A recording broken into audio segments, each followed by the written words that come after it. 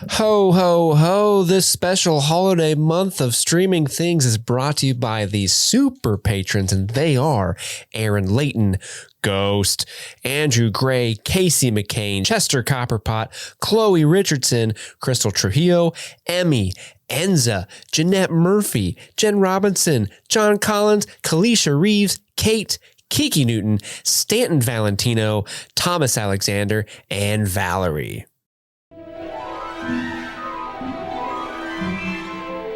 Harry Potter. Such an honor.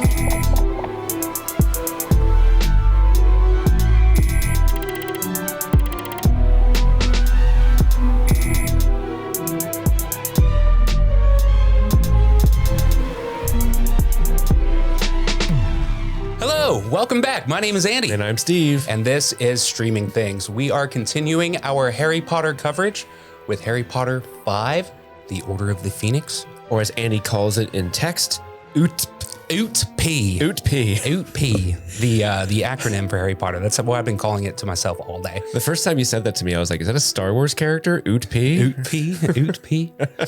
OOT-P. He's part of the Resistance for sure. But Andy, welcome back. Thanks, man. You've been gone for far too long, and it's been a crime that you've been missing during our Harry Potter I know. coverage. If ever there was something that I should be here for, it's Harry Potter. And I had to miss like two of the better ones. And that sucks.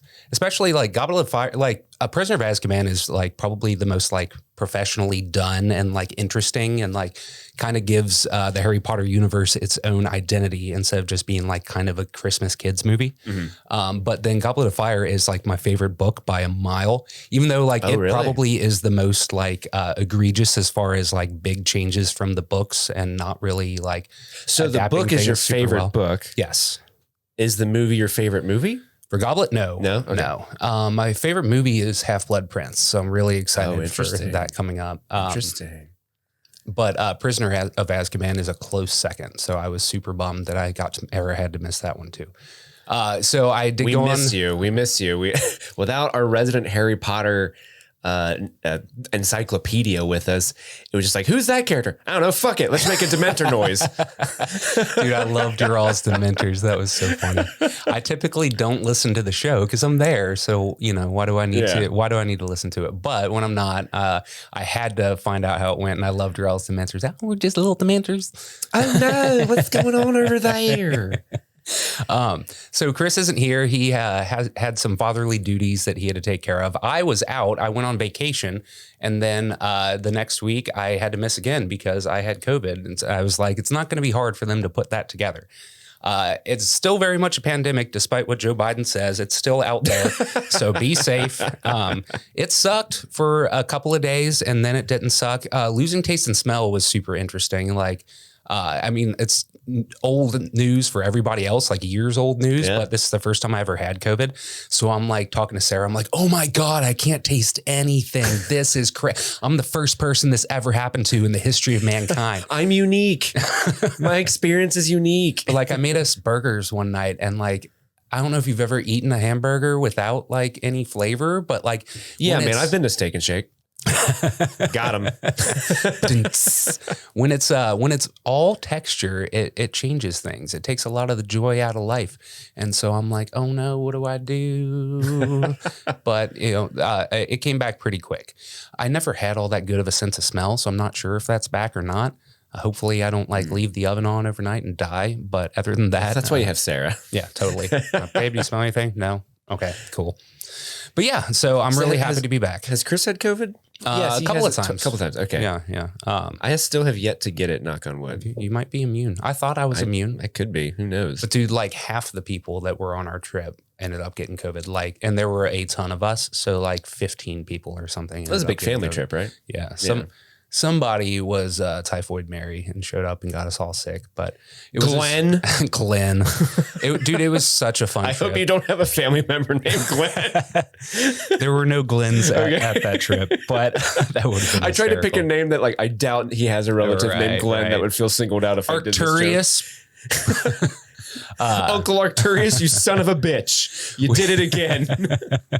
But yeah, dude, we had a super fun trip. Sarah's family is a blast. And Dude, they go so hard. We were up until like 4 or 5 in the morning every night, like playing drinking games and stuff, and get up the next morning and do it again, man.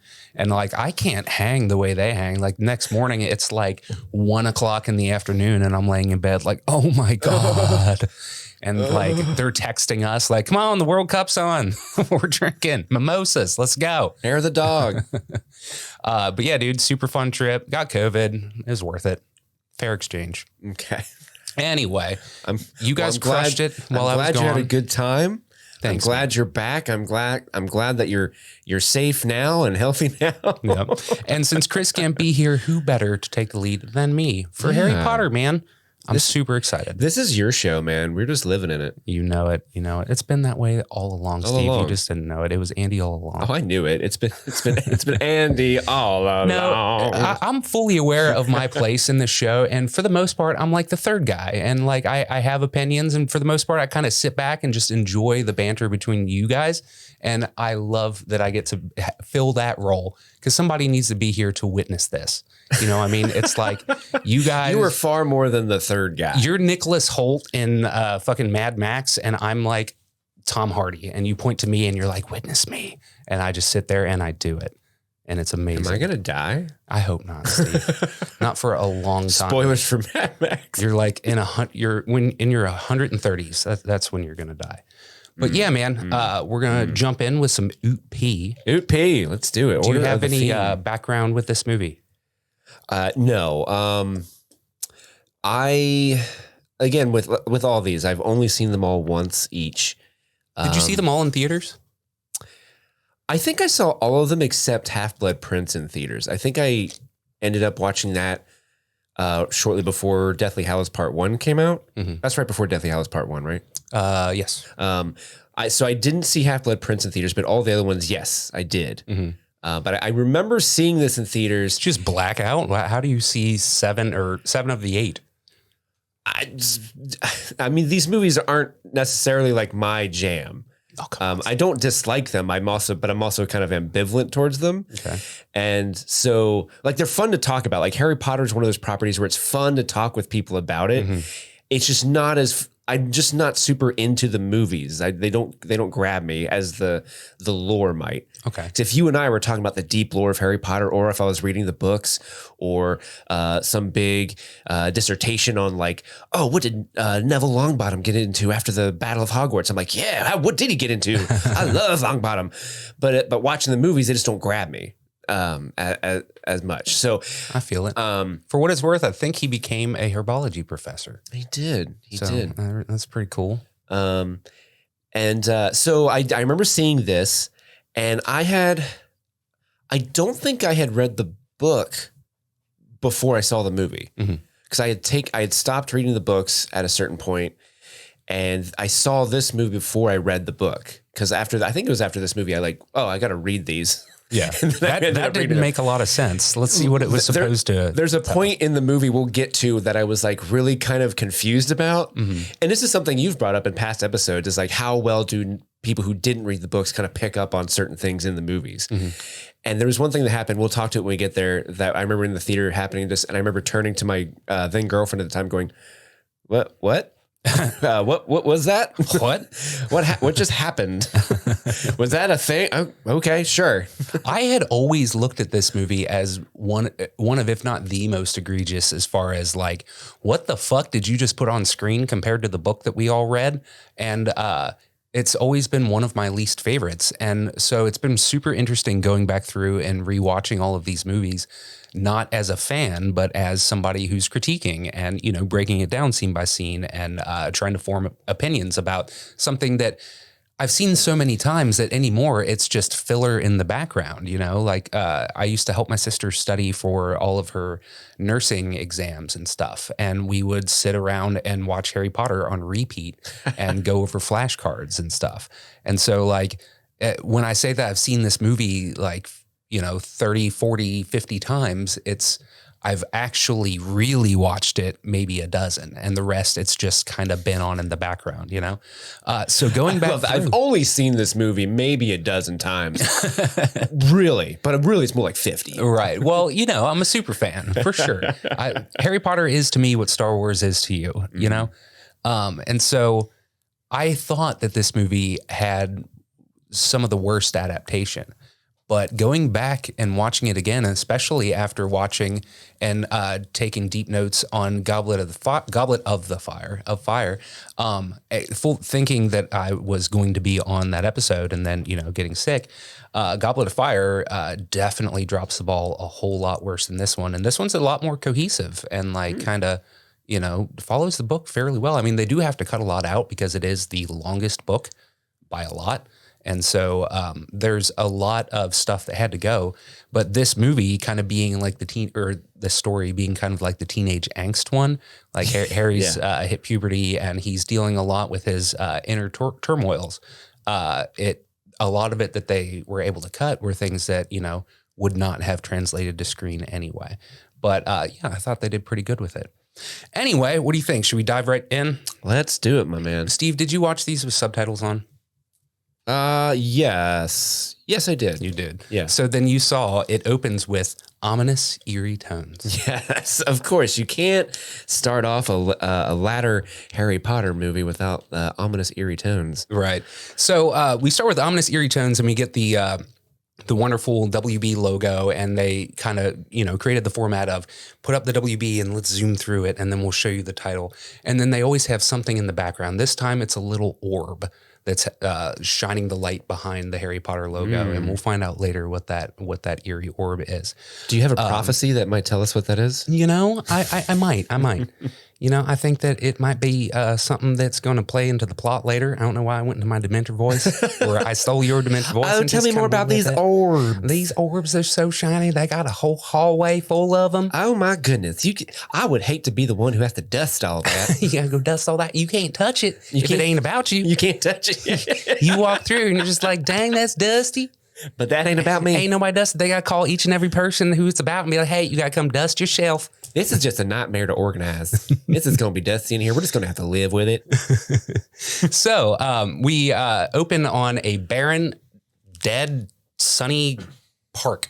Yeah, I didn't realize there were areas of England that were desolate wastelands. Yeah, dude, for real. It's this huge park that, like, you know, they haven't been watering the grass. It's real hot out. You hear some like newscasters talking about the weather and stuff. Like, it's a hot one. They're talking like pulling like a Santana. Man, it's a hot one. So it's just a giant, desolate, like really creepy, shitty park in a giant field. I love that it's this giant field, and then they maybe have like a 20-foot by 20-foot plot where they've put like a swing set and a slide and a merry-go-round. Yeah, and then a walking path to it. You have to walk like 2 miles through this field to get to that. There's a wide shot where you can see like houses kind of nearby, and if the path went that way, it would make more sense because that's where the people live. The path just kind of goes off into the nethers. And somewhere nearby, there's a tunnel, apparently. Yeah. So anyway, we open on that park. Harry's hanging out. He's just, you know, swinging on the swing set like you do when you're 15. Doesn't have anything else to do. You're moody. Yeah. He's moody. He's upset about life. And then Big D shows up. And I just have to say, Big D. Wow. That's the nickname that they decided to go with, huh? I mean, it's puberty, you know. Yeah, so. when I was that age, if someone could call me Big D, I would be like, yeah, let's make that work. Yeah, make that happen. Spread that around. So Big D shows up, and he and his gang of cronies just go stand in front of Harry and just giggle. And so Harry's like, "What up, Big D? You've been beating up some 10-year-olds?" And he's like, "This one deserved it." This dude, so the dude that plays Dudley, he has gone on to be a very good actor. He's not there yet, but so he's just giggling, saying that he's been beaten up on some 10-year-olds. I kind of want to know what that 10-year-old did to deserve it. Dude, for real. He's like, I've seen it. It ain't so big. So Big D starts making fun of Harry, and Harry's apparently been having nightmares. He's been screaming at night, "Don't kill Cedric. Who's Mom, Cedric, he's your going to kill boyfriend? me." He's gonna kill me, Mom. Where's your mom, Pa? Is she dead? It's pretty fucked up, man. Seriously, that's like his cousin. We cover a lot of movies like this where some child has some sort of trauma where a parent has died, and then their young peers are like, you know what will make this kid feel like shit? Bringing up that. Let's remind him of that. Yeah, Dude. Kids are fucking vicious, man. They really are. Umbridge says later in this movie, you know, I really do hate children, and she ain't wrong. They're pretty awful. So anyway, Harry gets all pissed off at Cedric or at Dudley for talking shit about Cedric and his parents, and he draws his wand, and that shuts Dudley right up because Dudley knows what's up. He knows that Harry can fuck him up anytime he wants. Harry's the big D. So Harry draws his wand on Dudley for being a real prick, and Dudley shuts right up because he knows what's up. Harry's gonna fuck him up. And as soon as Harry does that, the sky suddenly goes overcast and like the color palette changes. It's all been like dry yellow. All of a sudden it's real dark blue. It gets all stormy. And then Dudley's friends just bail. They're like, it's gonna rain. We ain't got no umbrellas. We gotta get out of here. We out of here, D. And so Dudley asks Harry, like, what are you doing? And Harry says, I'm not doing anything. And so they just book it. And then they start running through, like we said, it's like a 2-mile field that they got to run through. And I love it goes like all shaky cam and stuff. They're like, something's coming. We don't know what it is. So they run, they stumble into a big tunnel. There's a tunnel somewhere at the end of that, park field. And they just stop for some reason. It starts to rain while they're running. They just stop dead in this tunnel. And they're like, dang, this is a creepy tunnel. There's graffiti. We probably shouldn't be here, huh? Mm-hmm. And we see the lights that are lining the tunnel start to frost over, and we've seen this before. Dun, dun, dun. We've seen this before. The lights start to flicker, and yoo-hoo, we get young boys. A pretty effective jump scare. A Dementor suddenly swoops over Harry's shoulder and grabs him and like pins him up on the wall there, and he just starts sucking him off. He's just like, you must be the Harry Potter. I'm a big fan. Let me just tell you, I just want to give you a little kiss. Oh, you dropped your wand. And Harry yells to Dudley. He's like, Dudley, run. Dudley runs like 2 feet. And then that hallway is apparently a slip and slide. He slips, falls, slides down the whole goddamn tunnel up to another Dementor. There's more than one of them. Harry's fighting his way, trying to fight his way out of the grip of the Dementor. Dementor's trying to suck him off. He just wants to be friends. Harry doesn't know that. So Harry pokes him in the face with his wand. He hasn't dropped his wand yet, but he drops his wand after this. He pokes that Dementor in the face. Dementor's I wish he would have dropped it earlier. Dementor's like, ow. And so the Dementor drops Harry. Harry gets his wand back, and he busts out the spell that we saw in Prisoner of Azkaban. He busts out that Expecto Patronum. Expecto Patronum. Although it's not a deer in this case. For some reason, it's just kind of a glowy orb. But they use it really effectively. I love how like the way that they use magic kind of changes between movies depending on who's directing it and stuff. Mm-hmm. So Harry summons his Expecto Patronum cloud, and he kind of like wherever he points it is where it goes, and he like kind of zips it down the tunnel, and it knocks the other one away from Dudley. And you see the Dementors like kind of swoop out of the tunnel. They're like, bye, we'll see you later. Oh, I didn't know we were doing Patronuses. Oh, y'all fuck around. That's not cool, man. I was just trying to give you a kiss and you go at me with that? Come on. I'm going to go back to Azkaban and tell you were a naughty boy. So a random character shows up who we've never met before. We've heard about them in the books, but up to this point, we've never met in the movies. Mrs. Fig. Mrs. Fig is the neighbor across the street from Harry over at number 4 Privet Drive. She shows up and she says, don't put away your wand, Harry. There might be more of them. Yeah, Mrs. Fig also in Andor. Is she? Yeah, she is also in Andor. Was she a cat lady in Andor too? Basically, she's a helicopter mom. Yeah, that's kind of all we know about Mrs. Fig. Really, in the book, she's actually a squib. So she's part of the wizarding world, but can't do magic. So she kind of lives amongst the Muggles, but still, has ties in the wizarding world, even though she's not really a part of it. So if you're a squib, do you just become like servant to the wizarding class? Like Filch is the janitor and she's just a narc? Kind of. I mean, so like they don't have a lot of like handy capable accessibility in the wizarding world. So like, yeah, if you can't do magic, like how do you get around? Like you can't fly, I guess. I don't know. I don't know if they can use brooms, but they definitely can't apparate. Maybe they can use flu powder. I don't know. honestly. But yeah, so she she's introduced in the first book. She is, like I said, the cat lady across the street, and Harry occasionally gets babysat by her when the Dursleys take Dudley out, like for his birthday and stuff. And I think in the first book, she had like broken her wrist or something. And that's why Harry ended up going to the zoo with Dudley on his birthday. Anyway, Mrs. Fig shows up and she tells Harry, don't put away your wand. She kind of walks with Harry, kind of watching over him, bringing him back to is Harry Dursley's carrying house. Dudley like bodyguard style? He is. Like, he's got, Dudley weighs like 400 pounds and he's got his arm over Harry's shoulders. Okay, I was as misremembering that. I literally thought he was like holding him like that. No, I'm misremembering that. Dudley's kind of just like wandering. He's all, loopy and out of it. He's yumpy, as Vernon says here in a little bit. It's going yumpy. I love that term.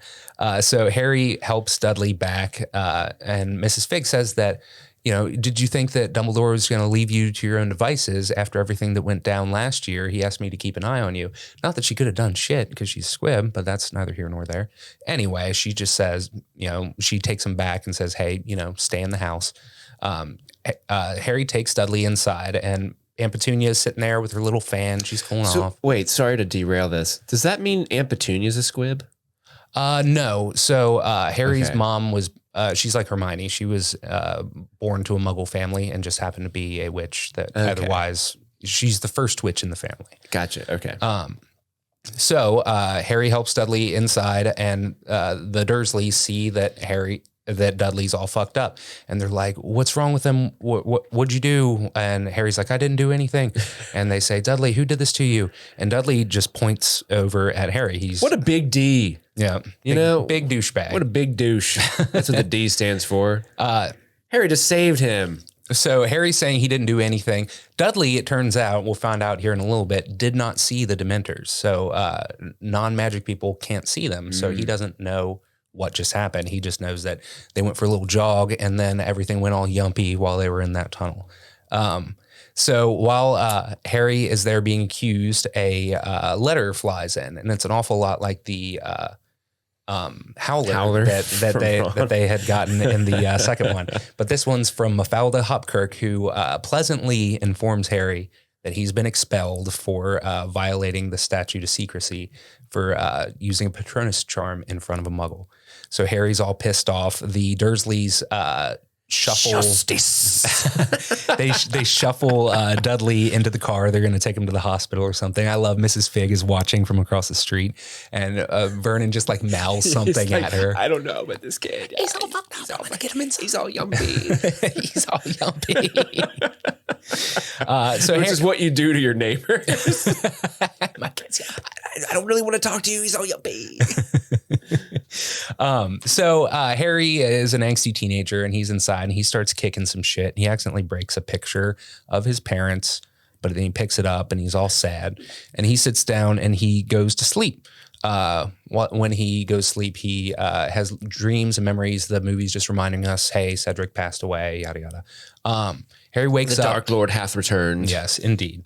Harry wakes up. He's hearing a bunch of noises in his house and hears people outside of his door. The door unlocks itself. If I was him, I would be freaking out a little bit more, but he's like, okay, well, let's just see what's happening.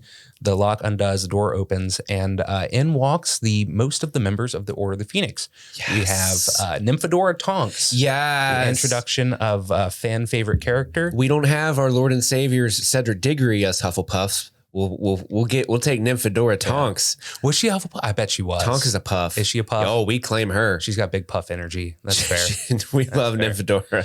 So it's who's Nymphadora. The actress that plays Nymphadora? I really like her. Oh God, you put me on the spot. I can't remember her name. She's also in Game of Thrones. Yeah. I can't remember. I'll look the it up. actress's name, but she's really good. She is wonderful, and so she's there. We meet for the first real time Mad Eye Moody. He's there as well, and he's pretty much exactly the same. So Barty Crouch Jr. definitely crushed it when he was playing his part. And Kingsley Shacklebolt is there, and two unnamed people who we never see again. What a great name. what's her name? Kingsley Shacklebolt. Oh, Kingsley. Yes. Oh, but Nymphadora Tonks is played by Natalia Tena. Natalia Tena. Okay. Well, yeah, she crushed it. And everybody had been super looking forward to the introduction of this character because she's a metamorph magus, which means that she can change aspects of her face and features and her hair at any time. So you see that later. She's sitting at the dinner table. She can make her nose look like a pig snout, and she can change the color of her hair and stuff. She's super cool, but she's very clumsy. Anyway, so Mad Eye, Kingsley, and Tonks and the two unnamed people show up, and they tell Harry, your expulsion has been suspended pending a hearing. Dumbledore was able to get them to, hear him out before they expel him. And they're going to take him someplace safe. They summon some brooms, and then they just fucking fly around London. Like they're like, he got expelled for violating the statute's secrecy. And then they go fly at like eye level across the river, like past all of these boats and stuff. It was nighttime, Andy. They literally fly in front of Parliament. It's a really cool shot, I have to admit, and that's why they did it. But Andy, it was nighttime. Muggles can't see at night. They can't see at night. Yeah, that's just facts. Yeah, all of them. I want you to do a little experiment, okay? Listener, if it's dark out where you are, walk outside and just look around. Can't see shit. Not a thing. Unless you're not a muggle. There's wizards zooming around. You ain't know. Holy fuck. What? What? Was that the chosen one? Dang, she had really cool hair. That guy looks like he has one mad eye. Oh, nice. So anyway, they fly to a little townhouse at a place called, I don't know if they 12 Grimmauld Place? 12 Grimmauld Place. I don't know if they ever say where they are or the address, but yes, it is number 12. I'm just Grimmauld looking at Place. the Harry Potter wiki plot summary right now. That is correct. So number 12 Grimmauld Place is... I didn't want you to think I just knew that. Right. I would have, I respected you a little bit more just now. I didn't deserve it. You had some cred in my esteem for just a moment. So they get to number 12 Grimmauld Place. It's a really cool shot. Mad Eye just stamps his walking staff on the ground, and then the building separates and recedes out, and it reveals there's an extra little townhouse there. And you see all the muggles sitting there watching TV and everything's vibrating, but they don't notice nothing because they're just muggles. They can't see at night anyway. It's nighttime. They can't see. So they go inside. Whoa. Oh, thank you. Appreciate that, Siri. So what did she find, Andy? What did she find? Oh God, she was very adamant about disrupting the show. I don't see anything. Was that yours? Was it mine? No. Anyway, I don't think so. Anyway, Siri popped in.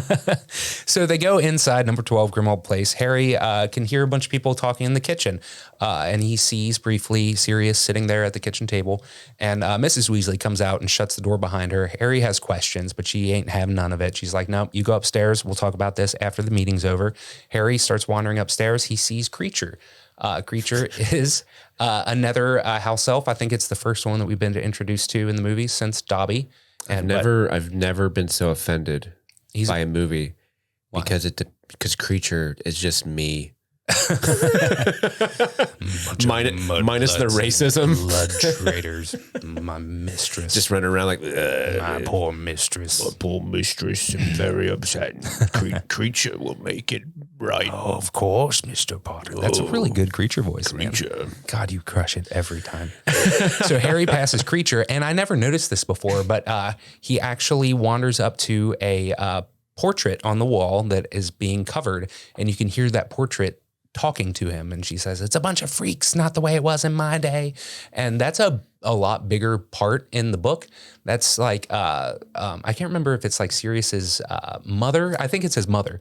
It's her portrait in the house that he has covered up. And anytime people walk through the hallway, they have to be really quiet in the book because they might wake up Mrs. Black and wake up her portrait, and then the curtains fly open. She starts screaming about mudbloods and traitors, just throwing all the racial slurs. Go to bed, Grandma.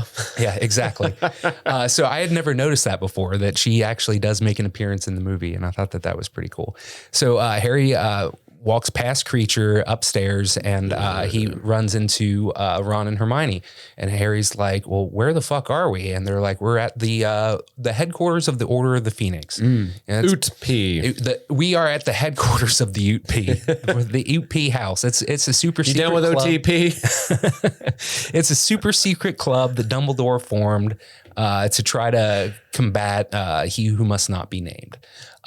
So Harry is kind of a miserable fuck in this movie. He's like, suppose y'all couldn't tell me none of this in a letter, huh? I'm only the one that fucking fought Voldemort last year, but who the fuck am I? Obviously, I don't need to know shit. It's cool. So he's pissed at them, and they're like, but I honestly, I agree with Harry on this one. Like, everyone's too like, he's just a boy. Like, and it's like, no, you should tell him his life is in danger. Yeah. It's kind of messed up that you're all being like, oh, I'm Dumbledore. I'm not going to talk to him all fucking year. We know you just went through the most traumatic experience of your life, and you're going to years of therapy ahead of you to try to, unpack everything that just went down. But we're kind of just going to ghost you for this summer. He's just a boy. He's just a boy. You shouldn't have done that. He's just a boy. Creature knows he's just a boy. Got biscuits and mustard. So Ron and Hermione, they say, we wanted to tell you, but Dumbledore made us swear that we wouldn't. It's his super secret club, and we got to do what he says. Fred and George apparate out of nowhere. They're of age now, and so now they're allowed to do magic outside of school. They apparate, and they're like, we thought we heard your dulcet tones, Harry. Anyway, if you guys are done bitching about shit, you guys want to go listen to something more interesting? Is that a direct quote? Yeah, I'm pretty sure that's exactly what they said. So they go out into the hallway. They're upstairs, and they drop down extendable ears. It's a little wire just with a big human ear at the end of it. Gross. Whose ear is that? I don't know. That looks way too lifelike. That did look really lifelike. And so they're listening in on the Order of the Phoenix meeting. Harry overhears that Snape is in there, and he's like, dang, Snape's part of the Order? I'm down with Oot-P. Obviously. So they're listening in at the meeting for a second, and then Crookshanks shows up and rips the ear off.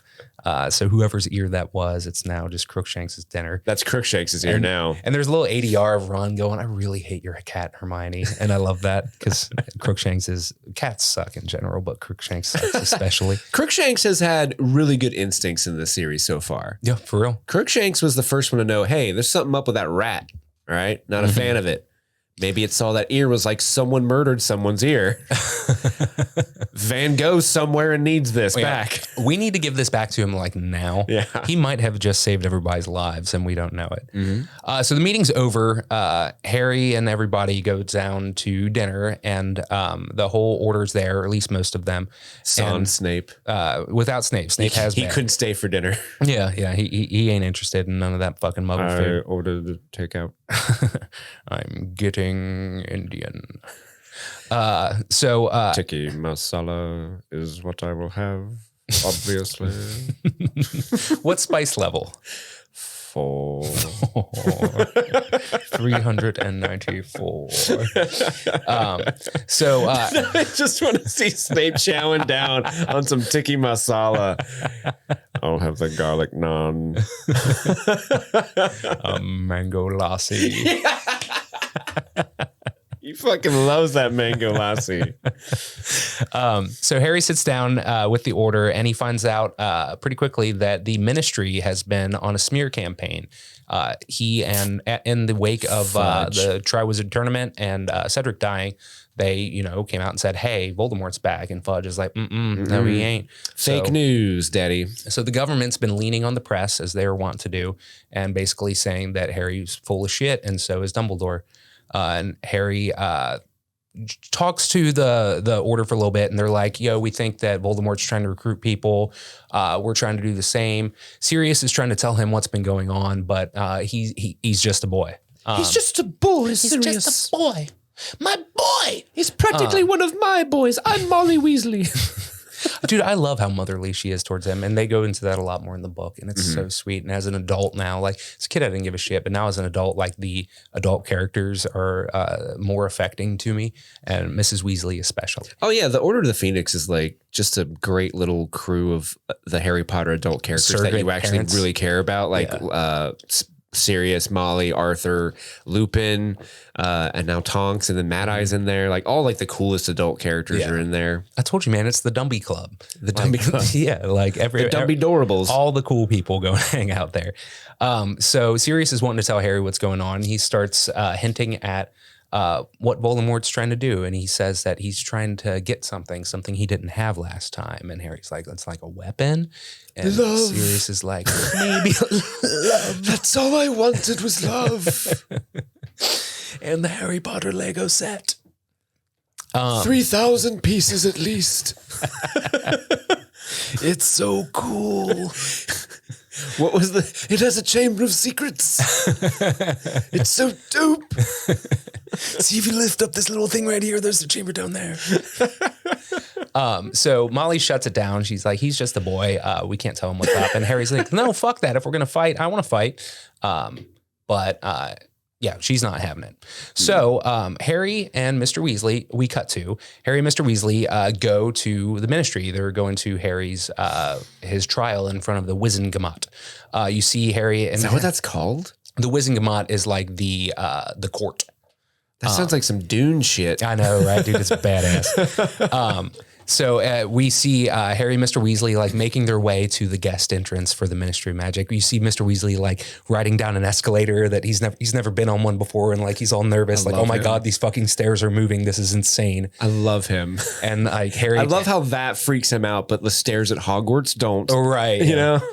And Harry like helps him get through like the turnstile when they're in the underground to get on the train and stuff. And he's like, train's underground. The fucking muggles know everything. This is super cool. And they work their way up to a phone booth, and he uses his muggle money to get into the secret entrance. It like drops down like an elevator and brings them into the Ministry of Magic. Fun fact, in the book, when they are using the visitor entrance, they have to enter a code with the numbers. And did I just steal your thunder here? I was going to say it's in the movie too. If you pay attention to the buttons he's pressing, it's that. Yeah. It spells out magic. Yeah. Oh, dang. I looked away and was typing my notes at it and did not remember that happens in the movie as well. That's awesome. But yes, in the book, they don't say that he's typing out magic. They just tell you what numbers he's hitting. Mm-hmm. And so if you look it up, then yes, it spelled out magic, and that was super cool. So they go into the Ministry of Magic. They're walking past with all the people. They get on an elevator. Arthur points out like the interdepartmental memos, which are just like paper airplanes that fly around. He's like, we used to use owls, the mess that we used to make. They used to shit everywhere. And then Kingsley gets on the elevator with them. He whispers in Arthur's ear, and he's like, oh, fuck. He's like, Harry, they changed the time of your hearing. It's in 5 minutes. It's supposed to be in a couple of hours, and they were there early. So classic political games. Dude, for real, they were going to like charge him like in absentia, or however you pronounce that. And like, dang. Yeah. You know, they're trying to lock him up, as they say. So they go to the Department of Mysteries, which is where the Wizengamot holds their trials. As they're walking up to the Wizengamot door, Harry and Arthur oversee Lucius Malfoy whispering in the ear of Fudge, basically saying, I hope you do the right thing, which is like, yeah, expel Harry or arrest him. You know what? Just execute him. That's probably what we should do. That'd be best. You got all these Dementies here, and they're looking for some kisses. So they get up to the door. Arthur says that he's not allowed to go in. Harry has to go in by himself. So he has to go into the Wizengamot chamber. Harry sits down in the throne in the center of the room, and there's like 50 witches and wizards up on the in the dais, looking down on Harry. They start the trial, and then Dumbledore shows up. Albus Percival Wulfric Brian Dumbledore. He's been ghosting Harry this whole time, but he's his counsel. Mm-hmm. So Dumbledore shows up, and he says, what are the charges? And what are the charges? Fudge says that Harry did, knowing full well that he was breaking the law, cast Patronus in front of a bunch of... Did he exercise caution? That was not a very cautious thing to do. Harry is trying to explain what's going on, but Fudge keeps talking over him. And then Harry's like, I only did it because of the Dementors. And he's like, Dementors, see, that's clever because, and then this is where we find out Muggles can't see Dementors. So They can't. He says that. Where's your proof? I'm Do you have sure. a witness? I'm sure that this was a very well rehearsed story, but you can't produce a witness. And Dumbledore's like, actually, we can. And then they bust out Mrs. Fig. She sits down. They're like, so tell us about the attack. Describe them. And she starts to describe Harry and Dudley. She's like, well, one was pretty fat, and the other one's sitting right there. And they're like, no, tell us about the Dementors. And then she's like, well, they were cloaked and they were hooded, and they had these. They were Dementors. All right. What do you want me to say? They had this Southern accent. So she starts to describe what it was like. And Fudge interjects and he says, like, Dementors don't just wander around a suburb and find a wizard. And Dumbledore's like, yeah, obviously not. So you should probably find out why that's happening. And this is where we're introduced to Dolores Umbridge. She's part of she's part of the Wizengamot, and she says, I'm so sorry. It seemed like you were kind of implying that the Ministry are the ones that did this. And Dumbledore's like, yeah. Looking at you, Umbridge. That's pretty much exactly what I'm saying. Taking umbrage with you, Umbridge. And they don't say it in the movie, I don't think, at all. But Umbridge was the one that sent the Dementors in the first place. Yeah. And I don't think that they ever bring that up, which is really Do they bring that up in later movies, though? I think they might bring that up in a later movie. Not that I recall. No? Okay. Maybe. I don't know. I don't know. It'd be a lot cooler if they did. Yeah, she's she is great in terms of like the actress that's playing her is so good at just being this like just awful human being that just drives you nuts and you just want to see the worst things happen. Like sickly sweet woman. You know, everybody has worked with somebody like this. What is this actress's name? Melda Staunton. She is incredible as Umbridge. And I think she's currently the queen in The Crown. Is she really? She's the elder queen. That's awesome. Yeah. So she basically says like, yo, are you accusing us? And Dumbledore's like, yeah, kind of. And so they they say, all right, raise your hand. Do you think Harry did it or not? Or should we clear him of all charges? And he gets cleared.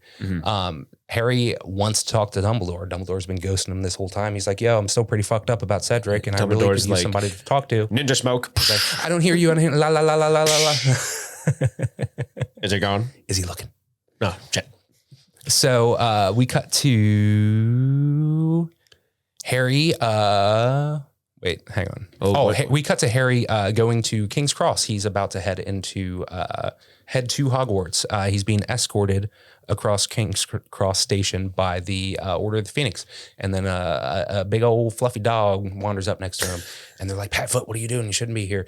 Harry and Sirius go into a side room and talk for a little bit. And basically, it's a wasted, pointless scene. But Sirius is just like, hey, I just wanted to give you this picture. All right, bye.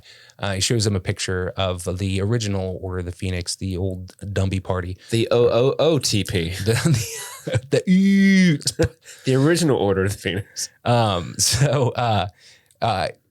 Sirius points out Frank and Neville Longbottom, who were Neville's parents, and says that they suffered a fate worse than death. He points out Molly McKinnon, who we never know. Who died like a week after that photo was taken. Somebody got killed.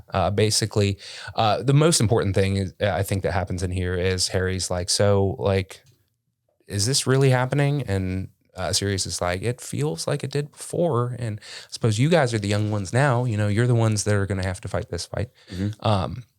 So Harry gets on the train. We see this really cool vision of Harry like wandering next to the Hogwarts Express, and down at the end of the train, we see Voldemort just dressed to the nines. He's wearing like he's looking so fly. 3-piece all black suit, and he's just like, oh fuck! Did you know about my drip?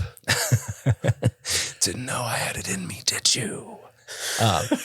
And he does this recurring physical thing that we see throughout the rest of the movie, where he starts like stretching his neck. He goes all snaky for a second, but it's just a really cool vision, and I love that they just throw this kind of stuff in. Yeah. So Harry gets on the Hogwarts Express. Wanted to look fly for you to leave. Want to send you off right and proper. Harry Potter. Harry Potter. So they get on the train station, they get on the train, they travel to Hogwarts. Harry gets off the train, Malfoy shows up, he talks some shit, and Harry punks him. He's like, come on, I'll fucking fight you. And Malfoy's like, oh God, I don't want no smoke. And bails. Harry yells like, just stay away from me. And Harry watches Cho Chang, who we met in the last movie, ride off on a carriage. Neville shows up. He's holding this big goofy cactus. He's like, sup guys. And they're like, sup Neville. And then Harry turns around and there's this big skeleton horse leaned down looking at him. And Harry's like, oh my God, what is that? And everybody's like, what is what? And then we're introduced to Luna Lovegood, who's sitting there on the carriage. He's like, I can see them too. They're Thestrals. They're Thestrals. And I love her. She's reading The Quibbler upside down. That's the magazine that her dad writes and publishes. I'm really interested. So when Harry watches Cho ride away in the carriage, she's riding a carriage that is not being pulled by anything. And it's like from then on, Harry can see the Thestrals. Mm-hmm. Doesn't make any sense. Maybe they just didn't want to introduce the spectrally horses yet. I don't know. What do you think? Oh, wait, what do you mean? Plot hole. Why doesn't it make sense? So the carriages are pulled by Thestrals. Yes. They seemingly pull themselves. Right. Harry always thought that, but now that he has seen death, he can see Thestrals. Yes. When he watches Cho Chang ride away on a carriage, there's nothing pulling it. Oh, okay. And then from then on, I see what you're saying. He can see the Thestrals that are pulling the carriages. I see what you're saying. I feel like there's a plot hole, a visual plot hole. That's probably more of a visual storytelling for the audience more than anything. But That's fair. It does create a plot hole. You're right. I do love Luna though. Luna's amazing. She's legit like one of the best characters ever. Mm-hmm. Like, and immediately the moment she opens her mouth, you're like, favorite. Yep. You. Favorite. 10 points to is it Ravenclaw? 10 points to Ravenclaw. 10 points to Ravenclaw. Just for your existence. Dude, she really is one of the most lovable characters. And I'm really happy with the casting choice for her. And that girl has absolutely crushed it in life since then.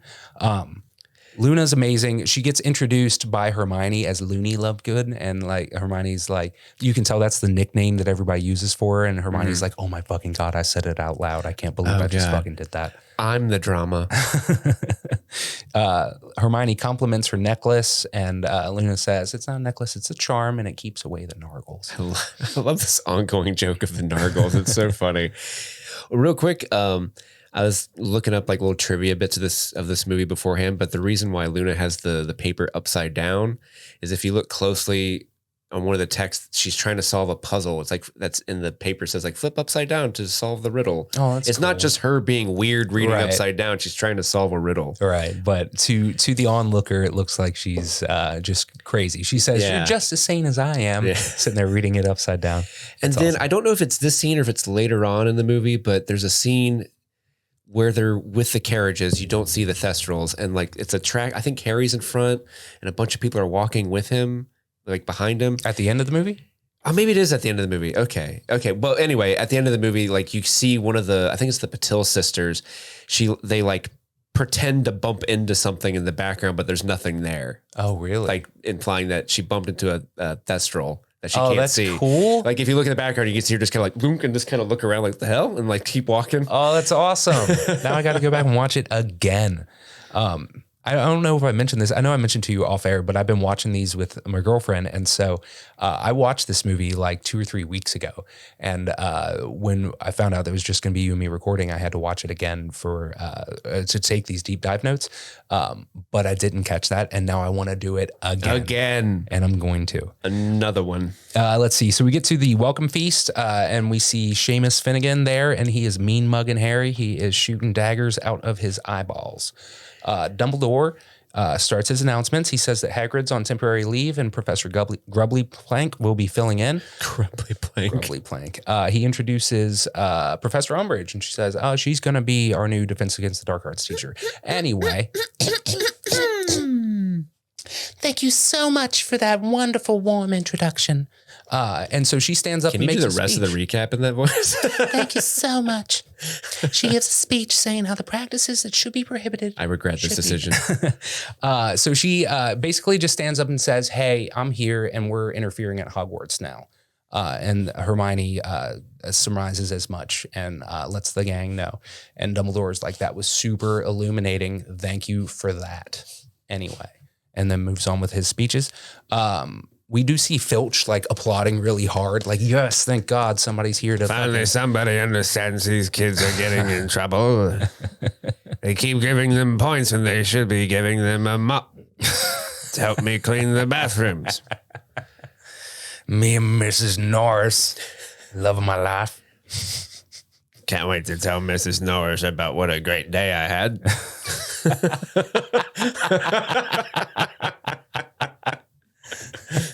You'll never believe what happened today, my lucky lady. I unclogged the toilet.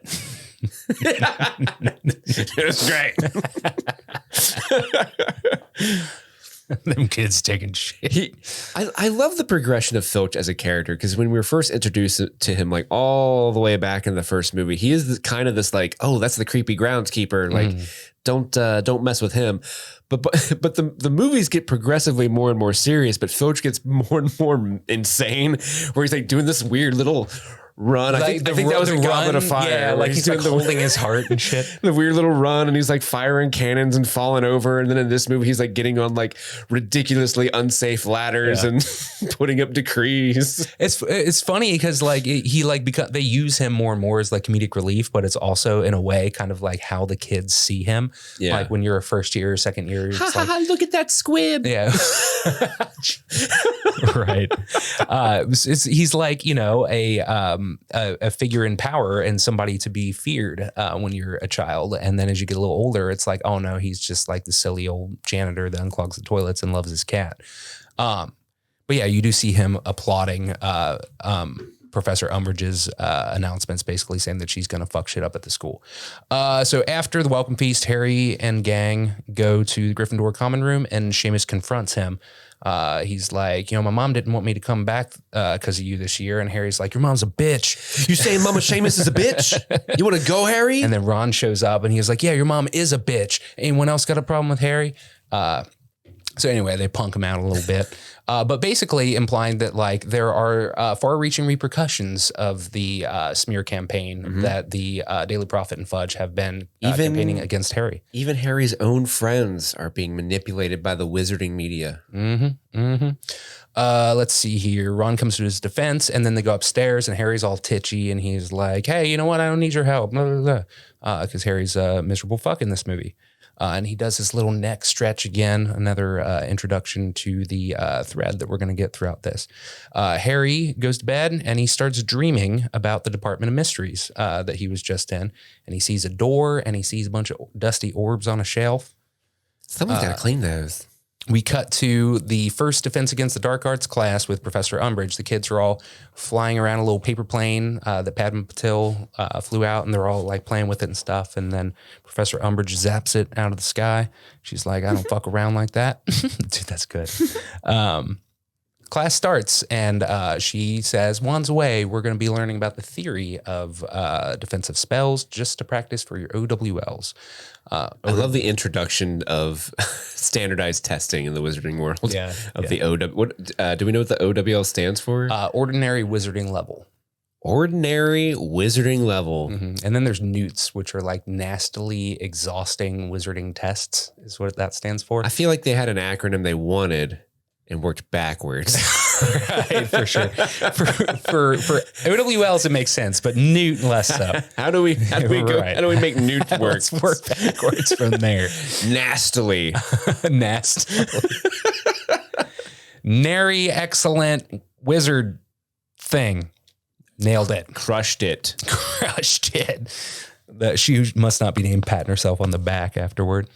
So Harry starts interrupting Professor Umbridge. She's saying like, what's the point of just, reading about it? If we're attacked out there, it's not going to be risk-free. And she's like, nobody's going to attack you. Who would ever want to attack you? He's like, oh, I don't know. Fucking Voldemort. And she's like, oh, he did it. I guess we're doing this right now. Okay, here it comes.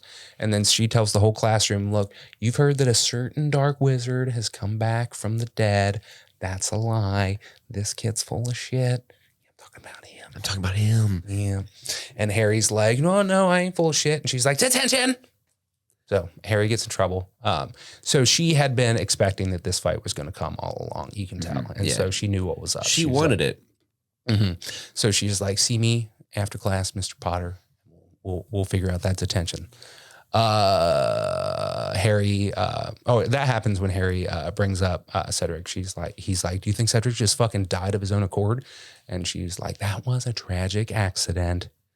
Voldemort's not real. There's a tragic accident. We didn't know that someone made the Triwizard Cup a port key that killed him. The port key just ripped his arm off. Avada Kedavra curse.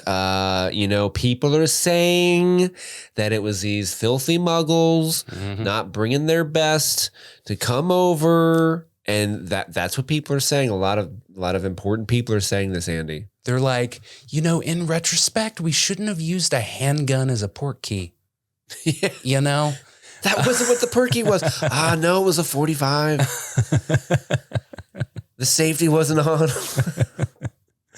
Let's see. So Harry goes to his detention. We can see that Umbridge has redecorated the office. She painted it pink. She has 1 million plates with cats on them. And she puts about a pound of sugar in her tea.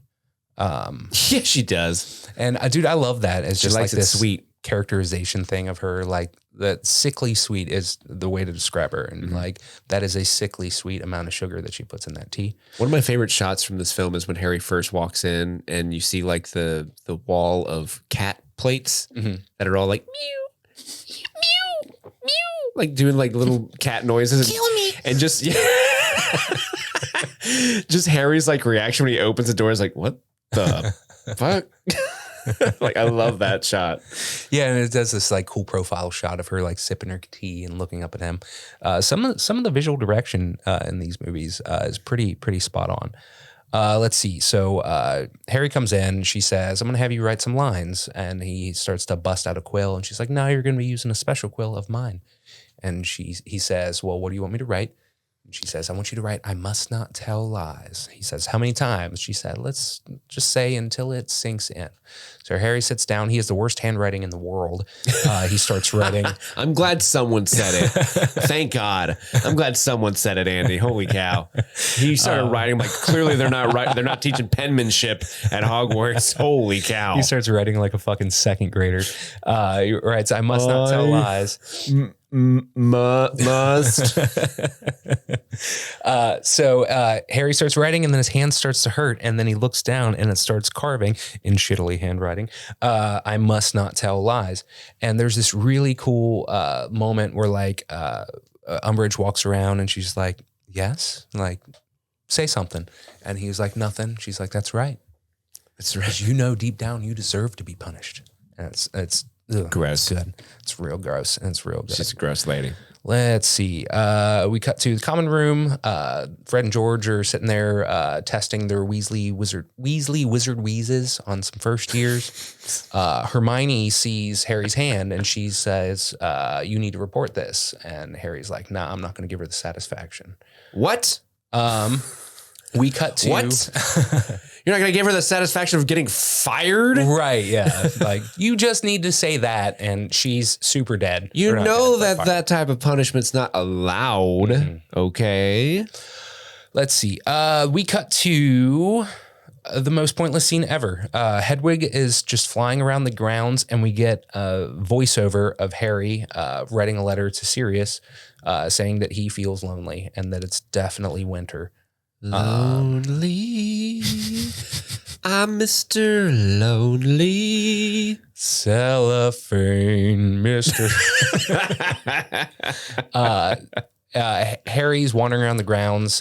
He sees some of the Thestrals flying around over the Forbidden Forest. It ain't forbidden no more, I guess. So he just wanders into the forest and he sees Luna there. She's barefoot. She starts talking to him about the Thestrals. We find out that only people that have seen death can see the Thestrals. And she saw her mother horrifically die in an accident. Yeah, like a potion making gone wrong. Some experiment at home. Yeah. It was probably super fucked up and super traumatic. She's just kind of like, yeah, I miss her. There's a little baby Thestral there, and she tries to give it an apple. It doesn't want it. And she just carries raw beef in her bag like you do. And she's like, "Oh, you didn't want that? How about this 3-week-old filet?" How do you like that? Yeah, more please. Yum, yum, yum. Baby Thestral fucks around with it. I like love him that raw. She's like, it's either an apple or raw rotten beef. One of the two. There's no in between. We're not going to try oats. You know, horses don't eat oats. No carrots. But these aren't horses, Andy. Let's go with prime rib. The Baby Thestral's going to fuck with that. I also like the thought that for maybe like several months, Harry Potter's been like, no one sees these things? Yeah. I should have a follow-up with Luna Lovegood. Nah. Yeah, Harry's Maybe just when like, it's winter. That was fucked up. Anyway, just moves on with his life. He's got a lot going on. Let's see. We cut to the kids are at breakfast. Harry goes and tries to make good with Ron and Hermione. He was kind of shitty towards them when they were suggesting that he report Umbridge. Did you see some of the cereal boxes that were on the tables? So they have cereal boxes for the breakfast, like for them to eat, but it's all like made up cereal names. Like they're not just eating like cool Frosted Flakes. There's one I think it's like Cheerios or something like that. Oh, nice. Obviously, like a play on Cheerios, but it's like it's got little owls on it. That's cool. And like cool. the O and owls is like O's. You know. I did notice that Ron was sitting there reading like a pamphlet that was like how to cram for the OWLs, and I thought that was a pretty nice touch. So he's just sitting there eating sausage, and Hermione's like, "Do you ever stop eating?" Let's see. The kids overhear a commotion, and it is Umbridge and McGonagall. McGonagall is yelling at Umbridge about her medieval methods of punishing students. And they kind of use this pretty cool, if a little trite, visual cue for the power dynamic of the conversation, where they're standing on the stairs and like Umbridge takes a step up and then McGonagall takes a step up to meet her. And then Umbridge says like, the one thing I won't stand for is disloyalty. And then McGonagall takes a step down. That's a little on the nose. Yeah. Umbridge takes another step up and like turns and addresses the room. And she's like, things are far worse than I imagined. Yeah, it's a little on the nose, but it's, I could see what they were doing. Yeah. Pretty good representation of like fascistic order though. Like, so you're an enemy of the state. I didn't know you were an enemy of the state. I thought you were just a transfiguration teacher. My bad. Maybe I should just call the authorities. Ring, ring, ring. Hello, Aurors would like to report an enemy of the state. One really nice, subtle visual cue that lasts throughout the movie is that Umbridge's outfit becomes a darker shade of pink throughout the movie. Does it? So in the beginning of the movie, it's like a bright, hot pink, but by the end of it, it's like a darker, muted pink. And she's wearing like slightly darker, like, you know, cardigans and stuff. That is awesome, Steven. And she's always pink, but it's like darker and it's not as bright and lovely. The facade is coming off. Yeah. Let's see. So McGonagall or Umbridge addresses the courtyard at large and says, things are much worse than I imagined, and Fudge is going to want to take immediate action. This is a movie for montages. And so we get a montage of educational decrees being hammered into the walls. This is my time to shine. Umbridge, if you read them, Umbridge is the High Inquisitor now. We do a lot of like tracking shots or panning shots across newspapers and use that to kind of show the things that have been going on. And it's cool because like in Wizarding newspapers, all the pictures move. And so like they'll zoom into the moving picture and then just show that scene. So it's Fudge saying like, you know, Umbridge is going to be the High Inquisitor and she's been revolutionizing defense against the dark arts and stuff like that. We're starting No Wizard Left Behind. It's a really important educational act with standardized testing. We call it NOLB. So Umbridge starts interviewing teachers. Now that she's the High Inquisitor, one of her powers is that she can see who's fit to teach. She starts interviewing Snape, which is awesome. And she's like, so you wanted to beat the defense against the dark arts teacher? He's like, yes. Obviously. And that's where we get Snape saying obviously, which is so good. Umbridge walks through the school. She's high on power. She's tightening ties and tucking pants. Real quick story. I love that that bit with Snape only because it's almost like the direction they gave him to perform was like, pretend like you're really bewildered why this woman's talking to you. Yeah. Like just his face like, why are you here? I'm easily the best teacher here. And he is. So cool. He's like probably the most qualified, other than maybe like McGonagall, to be the teacher of what he's teaching. I don't know why I'm not the dark arts teacher. I've wanted it forever. She is super high on life. She is, like I said, tucking in shirts and tying ties and shit. You see the Weasley brothers, the twins, playing a game with a little fireball, and she comes and zips it away. I want to know if that's Exploding Snap. That's a game that is continually brought up in the books, and we never know what it is. We just know that it's something that wizards play, and I want to know if maybe that's what that was. Let's see. You see Umbridge talking to Trelawney. She interrupts Flitwick while he's trying to do choir practice, and she like busts out a tape measure. What was that about? Well, she is. How tall are you? Are you tall enough for this ride? Right. Well, she is super racist, and so I think that what's his name? Flitwick is like half goblin or something, and so I think that that's like a subtle hint to that. And it's more overt when she is firing Hagrid and stuff because he's half giant. She asked Trelawney to make a teensy-weensy prophecy. Trelawney obviously can't because she's an old fraud. And so she makes one up and she's like, you are in grave danger. And Umbridge is just like, delightful, and checks a little box. We cut to... I'm sorry, Andy, are you throwing shade at my girl, Trelawney? Trelawney's incredible, dude.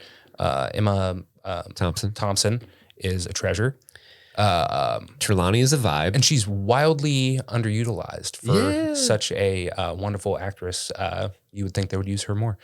Anyway, we she's cut so to great. I love Trelawney. The scene where like she's kicking Trelawney out of the school is like genuinely like you stay away from her. Yeah. She is a sweet lady. Yeah, even though you like hate her as a teacher, you're still like, oh, you bitch, don't fuck with her. Did you listen to the episode when we talked about Trelawney? No. Wait, maybe I forget. When is she introduced? When she's like, is it?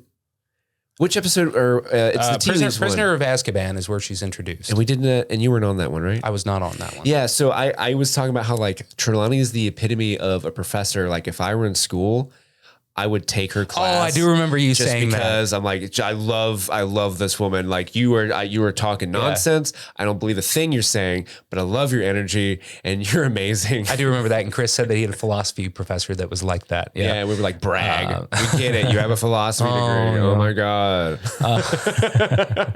We hate you. So anyway, we cut to Harry and people walking through the hallway, and they hear a kerfuffle going on outside, and you see that it is Trelawney who is being banished from the grounds, and she's like, you can't do this, and my heart breaks for her. Umbridge is like, actually I can, and she's sitting there holding one of the educational decrees. It's a really effective. You have to give her at least a 2-week notice if she lives there. Imelda Staunton fucking crushes it, dude. She really does. She's so good as Umbridge. She is having Filch pack her fucking bags. I've been saying this whole time. McGonagall comes out and she's gotta go. I don't know why Filch is becoming more like inebriated the more I do this voice. I've been drinking too much butterbeer. It hogs me. I hate my life and that's why I drink. It's also why I'm kind of mean. People don't know the real Filch. They never ask me, hey, Filch, how are you doing today? Yeah, they just okay. They just say, Filch, put up this decree on a really tall letter. Everybody thinks I fuck my cat. You kiss it once. I don't. But I look at it funny. Let's see. So McGonagall comes up and starts consoling Trelawney. Doors bust open. Don't fuck with Daddy. Daddy comes out. Daddy Dumbledore. Daddy Dumbledore comes stomping out, and he's like, yo, you can fire my professor. Did you put your name in the Goblet of Fire? Fuck, wrong movie. He's like, you can banish people, or you can fire my professors, but you cannot banish them from the grounds. That's still Daddy's job. And she's like, for now, Daddy. I just like this turn of events. My note just says, Dumbledore is now daddy. dude, my notes go, McGonagall consoles her, don't fuck with daddy. Let's see. So Don't worry, dear, daddy's coming. oh, thank you, daddy. She want to help her back inside. So Dumbledore says, McGonagall, can you please escort her back inside? Harry tries again to talk to Professor Dumbledore, and Dumbledore once again is like, no, I can't hear you, as he walks back inside. Let's see. He's still ghosting Harry. We don't know why. He just won't talk to the poor boy. Yep, the poor boy just wants some answers, but he's just a boy. We cut back to the common room. Hermione's saying, that old bitch, she's not teaching us anything. They listen to the radio for a second where they're talking about there's been some disappearances, but it's super definitely Sirius Black's fault, not Voldemort's. Sirius shows up in the fucking fireplace. He's like, I heard you were talking about me. It's a different fireplace effect this time. It is way less different. cool. Yeah, so less cool. The first time he does it, they like make like the embers part of his face, and the embers in the wood are moving. And this one is like, my face is superimposed on this log. This time they're like, we don't have the budget for that. Yeah. Let's just, get past How this. can we save some money? I know. And he super pointlessly shows up and says, you guys are kind of on your own. Bye. And that's mostly it. It was assumed Sirius. He says Fudge. Oh, well, he does say Fudge doesn't want them trained in combat because he thinks that Dumbledore's forming an army. That's where they get the name for Dumbledore's army. He says Fudge is blocking the truth, so it's making recruiting hard. And it started this way last time with the disappearances. Hermione says that they need to be able to defend themselves. And if Umbridge, that fucking bitch, isn't going to teach them, then they need somebody who will. And so she looks over at Harry. And then the wind randomly goes, Harry Potter. Do you remember that? Like just randomly, like it cuts to like snow outside at night and the wind is just Harry Potter. Yeah, we know his name. Yeah.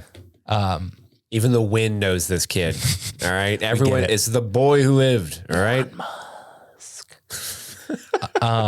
We cut to Hogsmeade. The kids walk into the Hog's Head.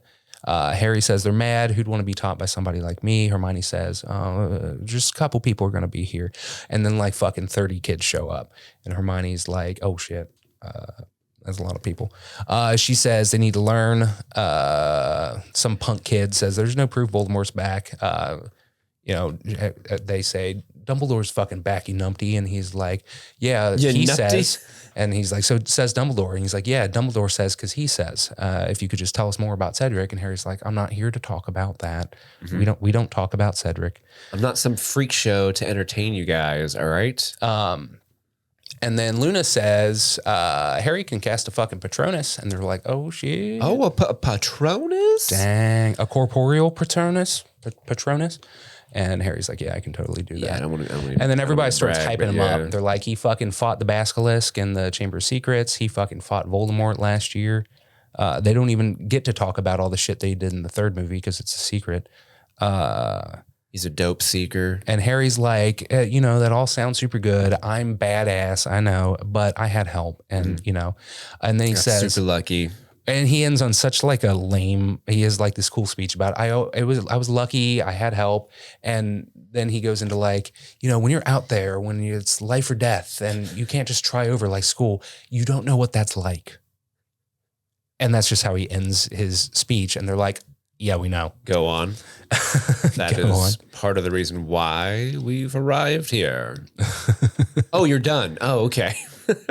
So everybody signs up to be a part of the DA, the Dumbledore's army. They want to learn how to defend themselves. They are walking, and they get caught fucking immediately. They are walking back from Hogsmeade talking about, we need a place that we can do this and hide. And fucking Umbridge is like standing on a balcony looking down at them, listening like, oh, okay. So immediately we get the next educational decree, which says that all student-run organizations have been disbanded. In the books, that also means Quidditch, and they have to like apply to get the Quidditch team back. And so that like there's more conflict with the ways that Umbridge is trying to fuck. You with can't Harry. get rid of school sports, right? That's how we make money, right. Fucking college football, dude. Let's see here. So we get the first DA meeting. Harry's trying to show Neville how to do Expelliarmus. This is a whole nother montage. We cut to Defense Against the Dark Arts class. Neville's trying to practice Expelliarmus, and Umbridge says, like, wands away. We get Filch trying to follow the kids into the room of requirement, but it keeps shutting. We get him, like, eating a sandwich outside of the room of requirement. Falls asleep with and he falls asleep. He's got, like, mustard on his robe. We get, I love this sequence where Ron is going to, like, practice duel against Hermione. He's like, don't worry, I'll take it easy on you. And you get Neville give, like, this fist of solidarity. My man. And then Hermione, like, beats his ass, and he's like, oh, fuck. I meant to do it. I don't want to show up too bad. Let's see. Ron sucks. We get Harry. Right. We get Harry showing Cho Levi Corpus. We get Filch getting a box of what are they called? Something pustules. Yeah. I don't know what they're called, but he gets all gross and pussy. Yeah, he gets all pussy, and they fucking have this effect where a zit on his nose pops and like so gross. Hits the camera. It's fucking disgusting. So gross. Let's see here. You see another educational decree. Malfoy and the Slytherins get badges. They are now part of the Inquisitorial Squad. You never want to be a part of something that has the word Inquisitorious in it. Yeah. That's never a good group. What, aren't there Inquisitors in Star Wars? Yeah, and they're not a good group to be in. You never want to be an Inquisitor. Pro tip, if someone approaches you, was like, hey, I got this really cool group. We're going to do some really great things for the world. Oh, our name? We're the Inquisitors. Yeah. Run. Yeah. Run. You don't want to be a part of that group.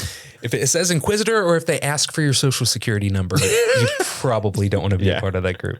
Let's see here. You get Harry. Just this whole montage. Harry's walking around the DA room giving this lame speech about how every great wizard started out as a student. You know, why not us? And you keep getting the Inquisitorial squad trying to break in. They almost get through the door to the room of requirement, and it turns into a broom closet. It's a fun little montage of them trying to bust them. Yeah, and always being one step behind. It is super fun. I left out the part where they discovered the room requirement, but they do that. Neville found it, right? That's Neville finds it. In the book, Dobby shows them. Let's see here. Oh, they cut Dobby out? They cut Dobby out. Thanks, David Yates. God, fuck you. I don't understand why you guys hate Dobby. He's so... I don't think Chris hates Dobby. I love Dobby so much.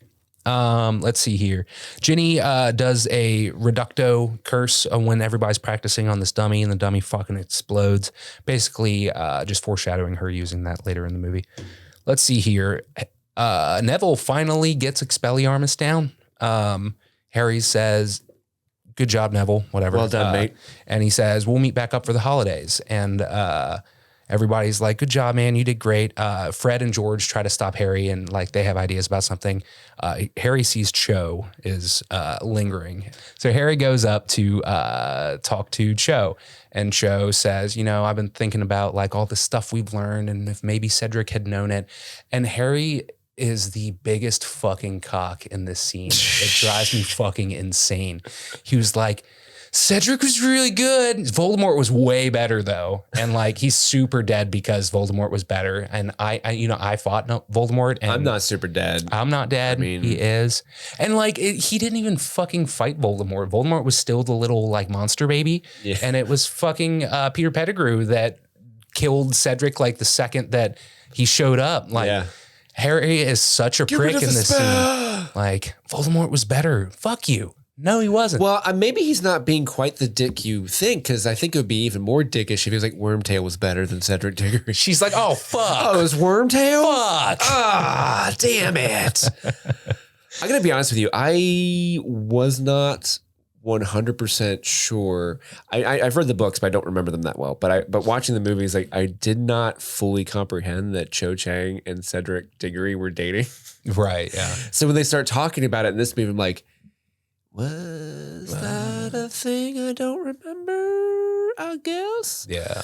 Well, I mean, they show that like she went to the ball with Cedric. Oh, did they? I don't even remember that. The only thing I remember Cho in the previous movie thinking was like she didn't go. She didn't accept Harry's invitation to go. But then also thinking like, wait, I thought they got together and then they didn't. I was like, oh, that must be in another movie. And it's this movie. Yeah. And even in this movie, I'm just kind of like, I don't get it, but sure. It's just first love. Yeah. She's the seeker for the Ravenclaw Quidditch team. They also don't go into that at all. That would have been cool to see. They have similar interests. That would have been great to see. A better match for Harry than the movies would have you believe. That's my biggest complaint about this specific movie is that there are two relationships, I think, that they don't spend enough time fleshing out. What's the second one? It's Sirius Black. Oh, I don't feel like they do. They make the effort with Sirius at least, but I feel like, and maybe that's not this movie's fault. It's more of a fault like they should have had more scenes with him in the last movie just to kind of really solidify just how important Sirius is to Harry. Because it does seem a little forced. Like it's not, I'm not going to say it is forced, but I'm like, there's like some great emotion that you guys are leaving on the table that I feel like you really, that scene that we're coming up to really could have hit a lot harder if we spent more time with them and got to know their relationship a little bit better. But definitely with Cho, like Cho gets the short end of the stick so hard in these movies. We're like, there's Cho. Wait, she did a thing in this? Fucking forget about Cho now. She's not important anymore. That's fair, dude. She served her purpose. We don't have to show her anymore. And like with Sirius, they're like, Harry sees him. This is a man that this is the second time he's seen him in person and the third time he's spoken to him. And he's like, Sirius, dude. My and man. like runs up and hugs him and like daps him up and shit. And it's like, you don't know that man. Like, why are you acting like this? Yeah. So yeah, it does feel a little forced, but Sirius is a cool character. That's why I think the Harry Potter books would be like really great as like TV shows. Like each season is a book. Dude, I've been thinking that this whole time. That would be so fun. I want it. Because then you can get really into like a lot of the beloved side characters that don't get the screen time and they can really flesh out the lore on screen. That would be so much fun. Instead of like the movies where, we only have 2.5 hours. We need to really speed through a lot of this shit. So a lot of stuff gets left. And they should do it the way they do British television, where it's like, okay, it's a short story. Like it's 3 episodes. All right, there's your season. And that's it. And they just, however long it needs to be is how long it is. Yep. They've been covering the author's other book series under the pseudonym Robert Galbraith. It's the Cormoran Strike detective novels. And those have been adapted into a BBC TV show.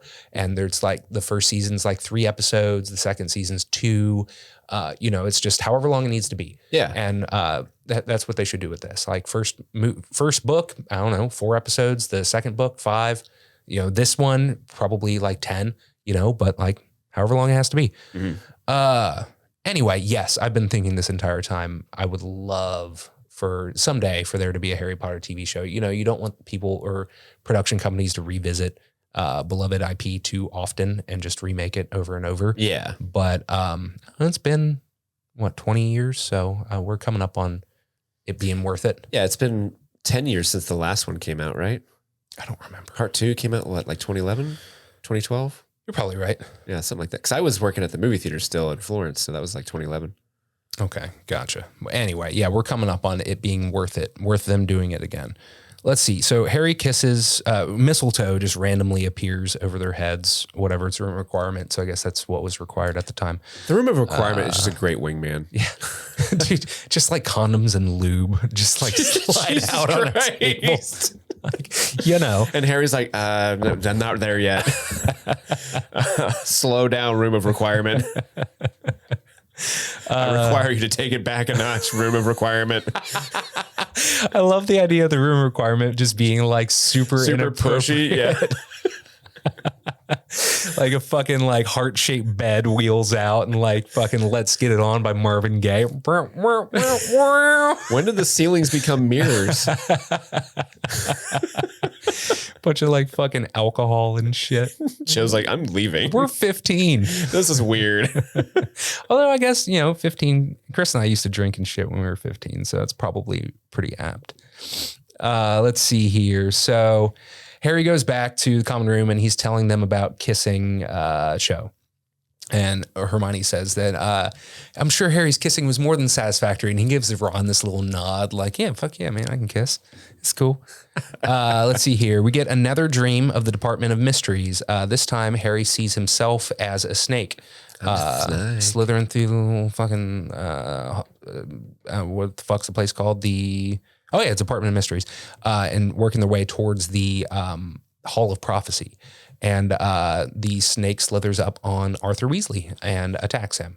Mm-hmm. And I at first I hate the effect of like the camera zipping in and hitting him, but then after like the third time, he's all bloody and mangled, and I'm like, oh, nice. That's actually they're doing some really good cuts in between the strikes. Yeah. Let's see. So Harry gets escorted into Dumbledore's office by McGonagall. Dumbledore is questioning Harry, but without looking at him. And he's just like, were you the snake or were you a bystander? He starts talking to the portraits and he's saying like, hey, somebody needs to find Arthur Weasley. It needs to be one of our people. Another portrait's like, they got him, Arthur. He's safe. And Voldemort did not get the thing. And Harry's like, fucking look at me. And Dumbledore turns and is like, oh shit, something's not right. What's up with you? We'll crawl up your butt, Potter. Dumbledore's like, I'm doing really important things right now. Chill out. You see, I've got my network of paintings. They're not just for decoration, okay? Right. It's cool because like one of them is, I can't remember his name, but he's an ancestor of Sirius. So he has a portrait in the headmaster's office, but he also has one in Grimmauld Place. And the person in the portrait can go back and forth between the places and like relay messages and stuff. Mm-hmm. Very cool. Let's see here. Snape shows up and Dumbledore says, oh, good. It can't wait even for the night. You need to do it now. Because now they know that Harry has like a psychic link Correct. To Dumbledore, and they're worried that if Dumbledore realizes, or no, I'm not Dumbledore, I'm sorry, Voldemort, if he realizes that, he could use Harry as an unwitting spy. Correct. So Snape fucking holds hands with Harry and carries him all the way to the fucking dungeon, still holding his hand. And he says, your minds are connected. I need to teach you Occlumency, which is going to help you keep the Voldemort out of your brain. Voldemort too much in your brain? Want to get him out? Use Occlumency. Proven method since 1854. I was trying to think of how does it start? Some side effects may occur with let's see here. Diarrhea, shortness of breath. Anal leakage. Potential bleeding from the nose. And there's a good chance that the Dark Lord may investigate your brain. Let's see here. We get Christmas at Grimmauld Place. Arthur's back. Everybody awkwardly toasts Harry. Looking rough. Yeah, dude. He's got his arm in a sling. His face is still bloody. And he's wearing a crown. It's like, I win.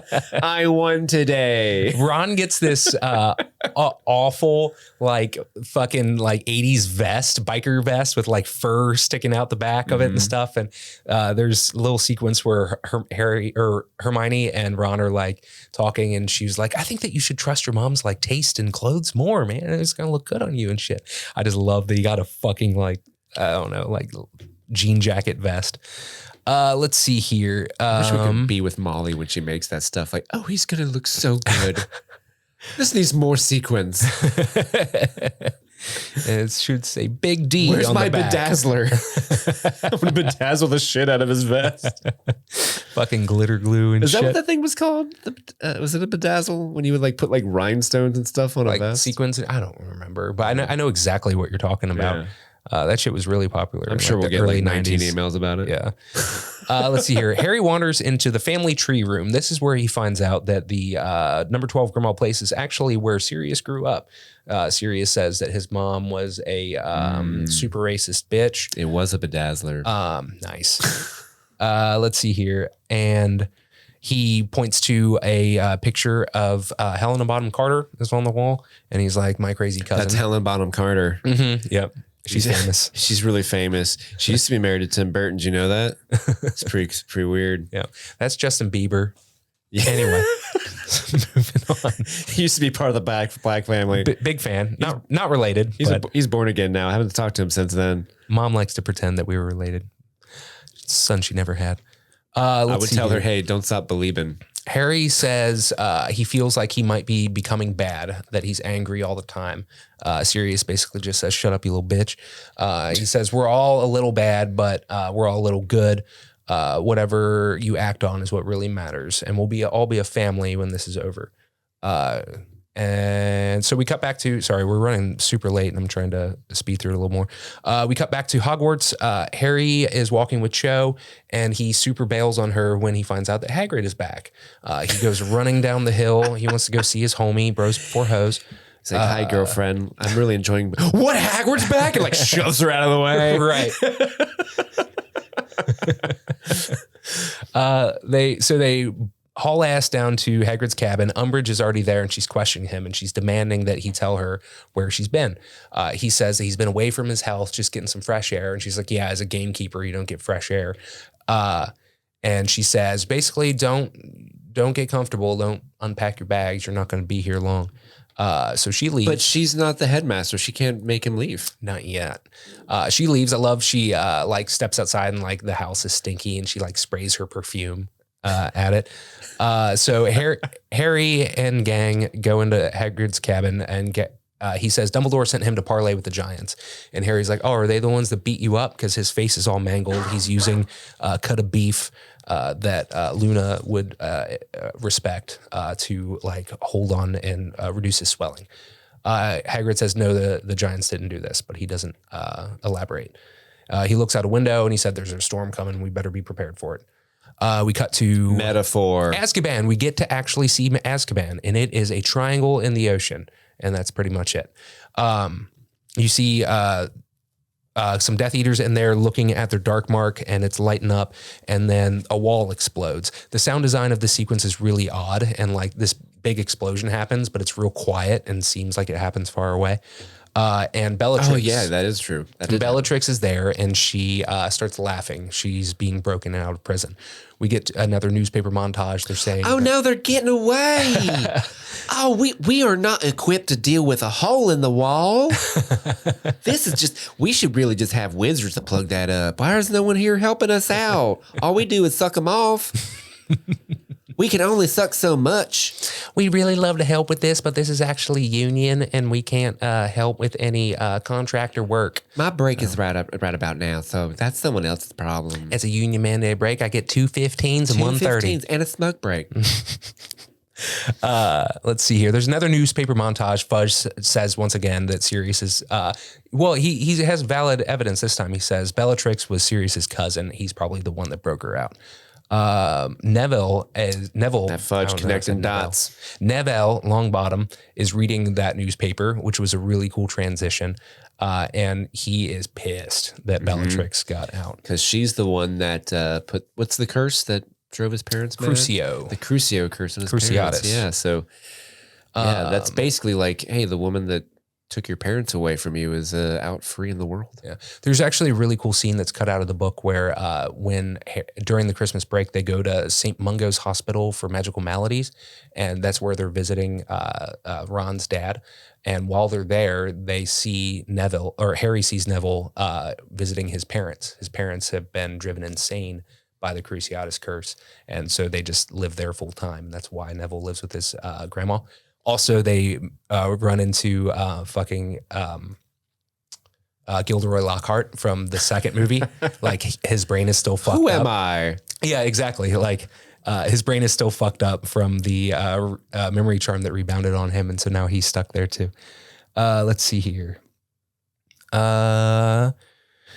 Neville's reading the newspaper, and he's pissed off. Seamus apologizes to Harry. He says, you know what? You're right. My mom is a little bitch, and I'm sorry. I told it to her face. What I'm saying is I believe you. I believe you. I'd ride in a batter with you, Potter. You have my sword. And my axe. Oh, it's my bow and my axe. You call yourself a fan. God damn. Get out. Dude. And you have my bow. Let's see here. We cut to Neville is in the DA room looking at a picture of the OOOTP. And he says that Bellatrix was the one that tortured his parents. And he's proud to be their son, but he's not ready for everybody to know. Harry says, we're going to make them proud. Next DA meeting, Harry is teaching everybody how to do Patronuses. And they're all crushing it. He says this is really advanced magic, but literally everybody there can do it. So I guess it's not that advanced. The room starts to rumble. The chandelier wiggles a little bit and they're like, something's going on. Big mirror on the wall shatters and there's a hole. And they peep through that hole and they can see Umbridge on the other side and she blows up the wall Draco is standing there and he's holding Cho Chang hostage. So apparently Cho was the one that told them how to get in. Cho is snitching? Oh, you fucking bitch. I thought she was a sneaker, but instead she was snitching.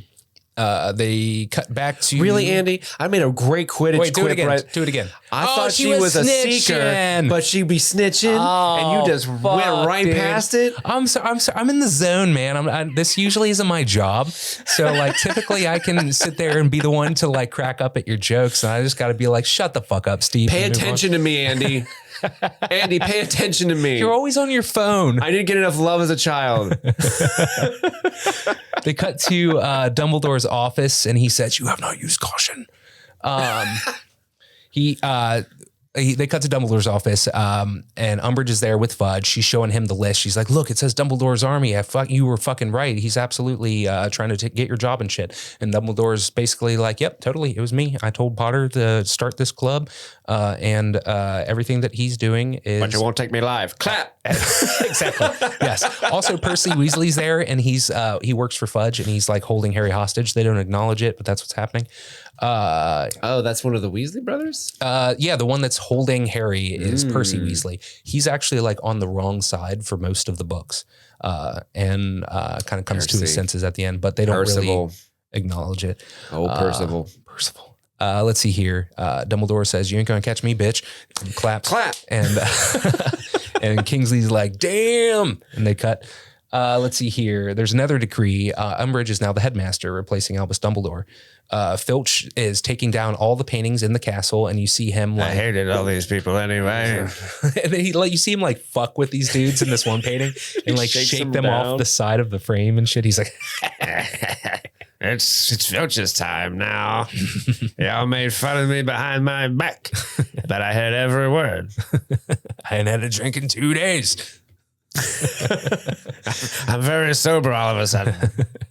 Let's see here. The whole DA is getting the torture quill treatment. Tro is standing outside that office, and she tries to talk to Harry. He's all pissed off at her and just walks past. This is what I talk about where the movie just kind of just abandons Cho. Yeah. Because there's this reveal like, oh, Cho's the one that ratted us out. And then there's a later reveal, oh, Cho had the truth serum. And so she did it, not of her own accord. And then they're like, oh, well. Yeah. So it goes down way different in the book. It was actually Cho's friend that ratted them out. And there was some spell that Hermione had put on the sign-up sheet for the DA. And so when Cho's friend rats them out, like pimples show up on her forehead and it says the word scab or something. Sneak. Is that what it is? Okay. So anyway, then Cho is mad at Hermione for that. And Harry's like, no, your friend fucking sucks. And so they kind of break up over that. Although you remembered it better than I did, Steve. Well, I read this in research, but but apparently that girl is like permanently scarred for life. So it is kind of like, damn, Hermione, Jesus Christ. Yeah. Okay. Let's see here. Harry walks past her all pissed. The gang just goes and hangs out on the hangout bridge like they do. Harry says everything's his fault. Hagrid shows up, and Hagrid basically is like, psst, follow me. They go into the forest. A bunch of angry centaurs run past, and Hagrid's like, the fucking centaurs are... they're pretty mad nowadays. Yeah, they're pretty pissed. Don't know what's up there, butthole. Might be pretty important later. Hopefully we will have a Deus Ex Mantar later on. I wonder how they wear pants. One hoof at a time, I imagine. Let's see here. So Hagrid has brought them into the forest. He wants to show them Grop, who is his half-brother that he apparently met while he was out trying to parlay with the giants. He's saying that since Dumbledore's gone, he's probably going to get fired soon. And he says that he kind of just wants somebody to keep Grop company. He can get his own food.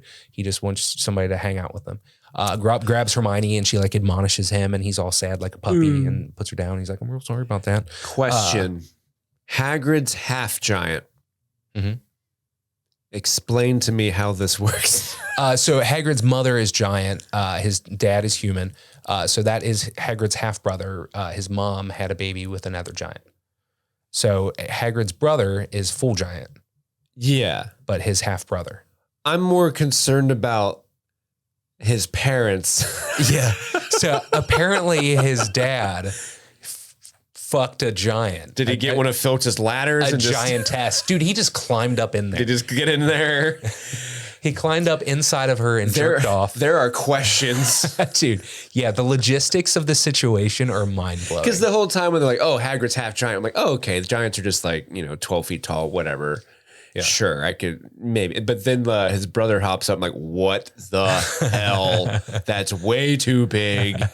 He doesn't even seem fully grown. Yeah. That's a toddler giant. Yeah, dude, I have no idea. Or maybe it's like, a Norse mythology thing where like not all giants are actually giant, but they're part of the race of giants. I don't know. They could like change shape, but their natural shape is big. Point being, something went down and I want to watch that movie. Yeah. So Hagrid introduced them to Grob. Is basically what happens there. We cut back to Harry doing Occlumency, and there's some cool shots of like we see the scene from the first movie where Harry sees his parents in the Mirror of Erised, and like Snape is superimposed in that image, and he's like, "I might be sick," basically saying he keeps busting into Harry's memories. The Occlumency isn't working. Boo. Boo. Let's see here. Your dad sucks. Snape basically says, your dad sucks, you're a weak little bitch just like him. And Harry's like, don't talk shit about my dad. And then Snape starts legilimens him again, and Harry protagos that legilimens, which backfires it on Snape. And then we see a memory of Snape when he was like in school, and we see Harry's dad was actually kind of a bully, and he was kind of fucking with Snape, and everybody's chanting, and he's saying like, I'm going to take his pants off in front of everybody. And you get Sirius going, good one, James. Yeah. Which is called back later. Yeah. Oh yeah. Nice, dude. Let's see here. So Snape pushes Harry out of his mind, and he says, this is done. He's pissed.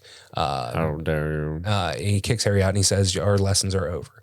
So Harry like leaves, and he runs into Fred and George, who are consoling a crying kid whose hand is hurt from the torture quills. And they say to each other that, you know what, I feel like our future lies outside of academic achievement. We cut to the Great Hall. All the students are doing their OWLs, and there's bangs happening outside. A firework zips its way into the room and pops off. Umbridge goes outside to see what's happening, and then like a whole bunch of fireworks start going off. Fred and George fly in on brooms and start throwing fireworks everywhere. A big dragon firework like out of Lord of the Rings comes and swallows Dolores and like singes her and stuff. And all the kids like chase Fred and George outside, and they're all cheering and stuff, and they fly away off into the sunset. And she's all like that cartoonish, like all covered in soot. And her hair is all messed up. She looks like the like chimney sweep from fucking Mary Poppins. Let's see. So as all the kids are cheering, Harry collapses on the ground. He has a vision. It's the Department of Mysteries again, only this time Sirius is there, and he's being tortured by Voldemort. And so he starts trying to tell Hermione what's happening. He's like, oh fuck, something. They have him. They have him. Let's see here. So they start going through the office or going through the school, and they're working their way towards Umbridge's office. She has all the fireplaces locked down except her own.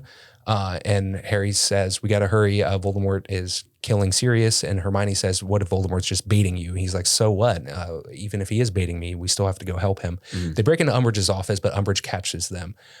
She calls in Snape. Snape comes in and she says, I need more Veritaserum, which he had been using to interview these kids to find out about the DA. He says, you used the last of it. Harry says, I ain't got none, is what I wrote here. Harry tries to surreptitiously tell Snape what is happening. And so he says, they have Padfoot in the place where it's hidden or something.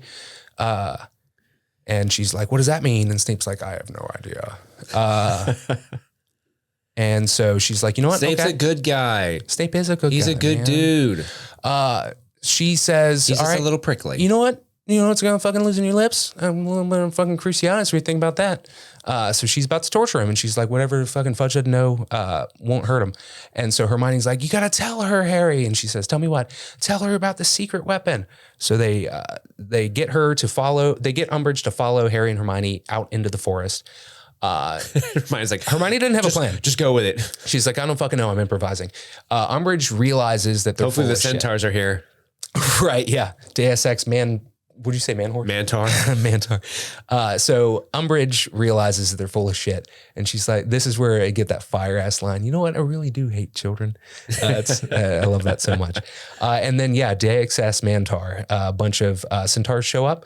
And they're actually, I don't know how to feel about this sequence because she says basically like, you have no business being here, Centaur, like leave us alone. And they just don't say anything. And then she was like, as creatures of near human intelligence. And then one of them tries to fucking kill her, like shoots an arrow at her and she blocks it. And she's like, ropey spell and, locks him down.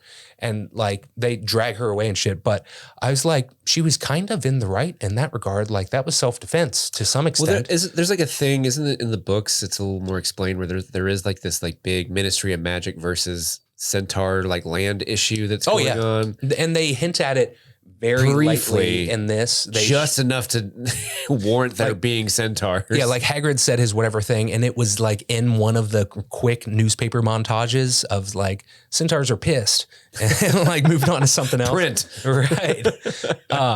So anyway, they attack or they start to attack Umbridge, but then Grawp shows up and picks her up. And the centaurs like attack Grawp. And he's like, oh, fuck, I don't want to smoke. I don't want this. Sets her back down. And so they drag her off. And she's like, tell them I don't mean no harm. And Harry's like, I must not tell lies, you bitch. And she gets carried away to what I assume is a fate worse than death. Right, yeah. For real, dude. Like, what did they do to her? Yeah. Of course, she comes back later, so we know that she was okay in the end. What? So Harry and Hermione run back to school. They run into Neville, Luna, Ron, and Ginny. Ron says that he used some of the Weasley candy to escape. And they said, how are we going to get to London? Harry says, you ain't coming with me. And Neville says, yeah, we fucking are. And Harry's like, okay. And they get on Thestrals and they fly to London. It's the only way to travel. Do you think the people who've never seen death are just like, what the fuck? Dude, yeah, because they're like flying on nothing. That'd be fucking insane. I don't like this. Let's see. They get to the Ministry. It smells like meat up here. Ew. The whole fucking way. They get to the Ministry of Magic and it's just completely deserted. The movie's just like, we don't have time for this. And they just run through a completely deserted ministry, get on an elevator, and they're there. They're at the It's after hours, prophecy Andy. within 10 seconds. It's after hours. So they get there and there's a whole bunch of dusty shelves, Steve. Someone better clean those. Sirius is not there.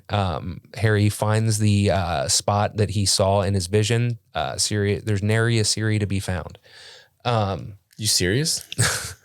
Neville spots a dusty prophecy on a shelf and he says, Harry, it's got your name on it. And Harry picks it up and there's a Dementor in the background. He's like, oh, thank God somebody's here to clean. Oh, good. You came to finally someone. Let's see here. Harry picks up the prophecy and he hears his prophecy. The one with the power to vanquish the Dark Lord approaches. The Dark Lord will mark him as an equal, but he will have power that the Dark Lord knows not, for neither can live while the other survives. That's the prophecy. That's what Voldemort's been after this whole time. Lucius Malfoy shows up and he says, yo, give me that. And Harry's like, nah, I'm gonna break it if you come any closer. And Bellatrix is like, I'm here too. And Neville's like, I want some of that smoke. Basically, he says, like, I'm going to fucking avenge my parents or whatever. Yeah. Lucius is like, all right, everybody calm the fuck down. He explains that prophecies can only be retrieved by those about whom they're made. So, like, they can't touch them unless they're brought up, which begs the question, why couldn't Voldemort just show up and grab it himself? Obviously, there's no security there. Yeah. The kids walked in without a problem. Why? Yeah, anyway, that is a pretty big plot hole. Let's see here. I just wanted to fuck with him. It would be really funny. He thought his uncle was dead. Or his godfather, rather. Let's see here. Lucius says, don't you want to know the secret of your scar? Just give me the prophecy and I can show you. They get surrounded by Death Eaters. Harry and all the kids stupefy at the same time. And then there's this weird sequence where they're like running around the Hall of Prophecy. All of the Death Eaters can like turn into smoke, I guess, and fly around. And which is like completely made up for the movie. That's not a thing in the books at all. But not a big fan of that. Me neither. Yeah. And then like the good guys turn into white smoke. And so it's like a bunch of black and white smoke flying around. It's silly. I can understand like what they're trying to do visually, but yeah. The spell that Neville casts on the Death Eater is the same spell that Hermione zaps him with in the first movie. Remember when he tries to stop them? Petrificus Totalis. Yeah, you're totally right. That's awesome. Yeah.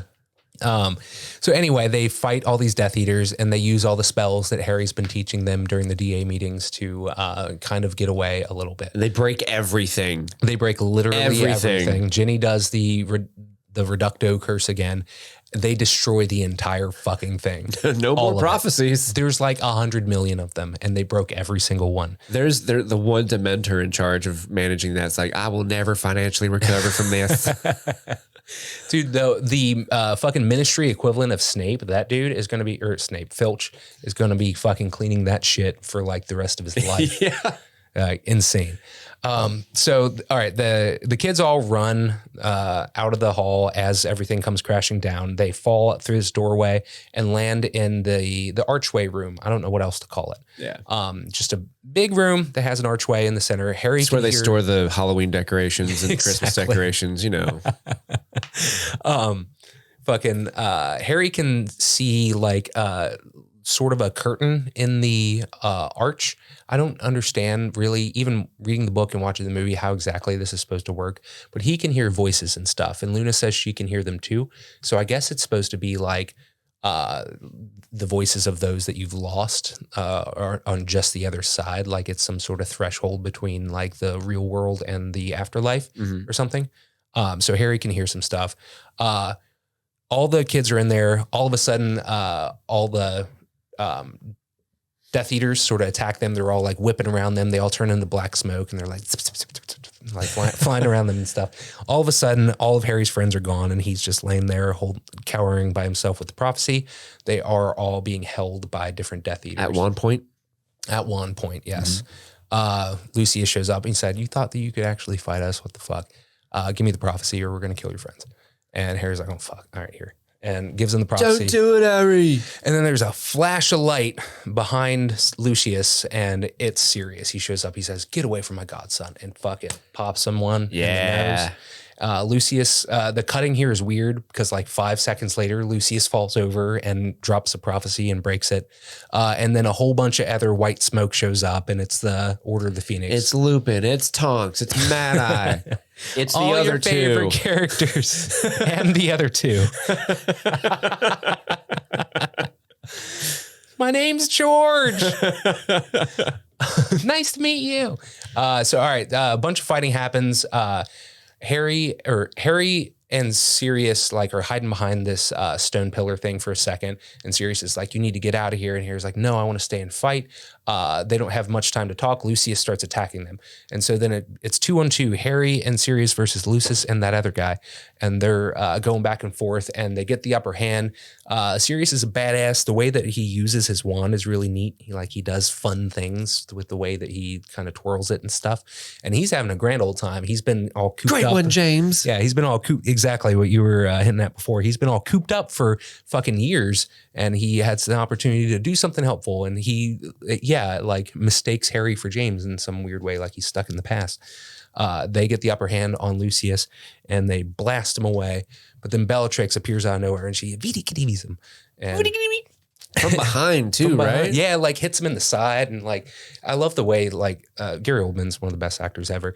Like the way his like face kind of like flinches and falls a little bit. It's really well done. And then he falls into the archway and kind of turns into the mist that the curtain is made of. What do you think's going on there?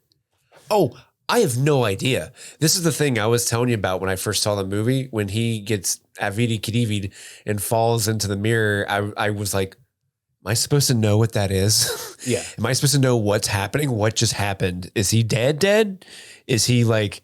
What is that archway? Is that important? Like, this is the one thing that blew my mind. Like, I had no idea what was happening in this moment. And that's why I feel like it really, for me, it undercuts his death severely. Because he's like, and then they just barrel through to the next thing. And it's like, can we have a minute? Can I have a minute to just kind of comprehend that Sirius Black is dead? Yeah. And that should be a huge thing. But And it's super unclear in the book too, like what went down there. Because I think Harry's like he's going to come back through the curtain any minute. He's coming back through, and like it, But that's in the book. It's supposed to be like him, dealing with grief and not refusing to believe that what had happened had actually happened.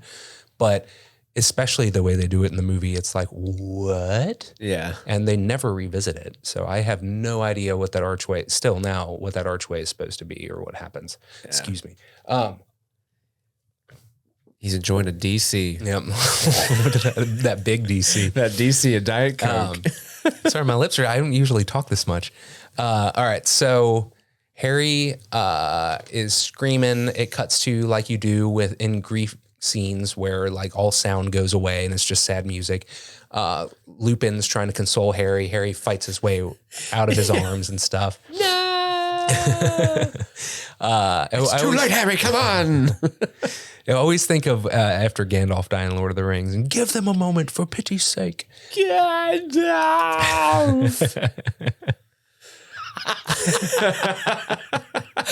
That's perfect. So Harry chases after Bellatrix, and he tries to fucking Crucio her. Killed Sirius Black, ha ha ha, and then she fucking like does the horror movie trope where she's trying to run away from the killer and trips on nothing. Right, yeah. But the killer in this instance is Harry Potter. Right. Well, he did you notice he fucking tried to Crucio her, like use an unforgivable curse on her and shit? And so like that's like I guess his bad coming out. Mm-hmm. And so Harry's like standing over her with wand drawn, and he starts hearing fucking Voldemort encouraging him. He's like, "You can fucking do it. Fucking get her. Do it." And then Harry realizes, wouldn't it be super cool? It'd be so dope. Fucking kill that bitch. Oh, I hate her so much. Look at her hair. Gets everywhere. Look at them teeth. Every time she visits me, I'm picking up her hair off my clothes and chairs for a month. Everywhere. I don't like it. But he just kind of appears, right? Like, Voldemort he just sort of like dust appears and behind Harry. He's whispering in his ear. Been here the whole time. Harry realizes he's been there the whole time, and he turns and Voldemort just wordlessly like knocks Harry's wand out of his hand, and Harry's like, "Fuck you," and Voldemort's like, "I'm gonna fucking kill you." Let's see here. And Harry tries to attack him. Voldemort disarms him. Dumbledore, Daddy, fucking steps through the fireplace like a boss. Daddy's home. And Voldemort's like, oh shit, he brought Daddy. And Dumbledore says... You know that old phrase, don't wake Daddy? You done did. Dumbledore says, it was not very cautious of you to come here tonight, Tom. Yeah, Dumbledore says... I love this fight. Yeah, between the two of them. Dude, it's so good. I just love the way Ralph Fiennes kind of performs a wizarding duel. Because it's not just like... Because so far, everyone else has been doing, kind of fun little like flick of the wrists and... Aha, on guard, have at you with their little wands. But he's like throwing it up in the air and he's like doing all these like really big, larger than life gestures. And he's like sticking his tongue out and shit. He's like, dude. It's so cool. And like he, at one point he gets all the glass broken behind him and shoots it at Dumbledore. And Dumbledore he's just makes like holding his arms up like this. Yeah. And Dumbledore makes it sand. Turns it into dust. And Dumbledore, I love this so much, the way they did this in the movie. Dumbledore is continually like looking back at Harry to make sure like he's not getting hit, or like Harry will like the second the duel starts, the first thing Dumbledore does is knock Harry off to the side so he can fight him, and then like Harry tries to come back up and Dumbledore knocks him away again and shit. And like Harry's like fucking up Dumbledore's mojo. Like Dumbledore like had him trapped in the big water ball thing, and then like he had to knock Harry away again, and that let Voldemort get out and shit. But yes, this duel is amazing. In the book, the chapter's called "The Only One He Ever Feared." It's so fucking good. But yeah, they fucking duel, and neither one gets one up on the other. You got the big fiery snake, and that's dope. And when Dumbledore or Voldemort's eventually like, I can't fucking kill this guy, then he turns into dust again and like possesses Harry. Way different than how it goes down in the book. But basically, Harry goes full snake at this point. He falls down. His eyes go all blue. He looks like fucking Smeagol. And Harry starts getting like possessed by bad memories and stuff. And Dumbledore is saying like, it's not the way that you're this similar, it's the way that you're different that matters. And Harry's like dying on, I guess, on the inside from the possession and stuff. Big facts, bro. Facts. I have no idea what really is supposed to be going on here, but Harry, his friends walk into the room and they're like, dang, what's going on? And Harry sees them and then he starts having good memories. And then he says something like, because the one thing Harry has that Voldemort doesn't have is love. yeah. And so People who care about him. Harry feels sorry for him. And I guess that's enough to like push Voldemort back out of him. And then there's this cool sequence or scene where Voldemort's like standing over Harry and like there's dust all around him and stuff. And like Dumbledore's just outside of the dust. I don't know if he can see Voldemort there or what, but basically Voldemort's just like, you're going to lose everything in the end or something like that. And then right then all the ministry people start showing up and they see Voldemort for a split second before Voldemort dust disappears again. Dust appears again. And Fudge says he's back. He's back. So he knows finally, or has to admit, fuck. Oh. I'm really sorry about all those that shit I read about you. I'm going to have to write a lot of retractions in the Daily Prophet. So we get another newspaper montage. We see that Dumbledore and Harry are vindicated.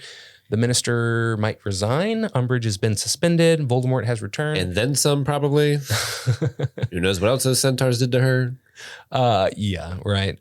We see the stock market prices in the wizarding world and some fluff pieces and that Dumbledore has been reinstated. The Dow took a hit today based off the return of the Dark Lord.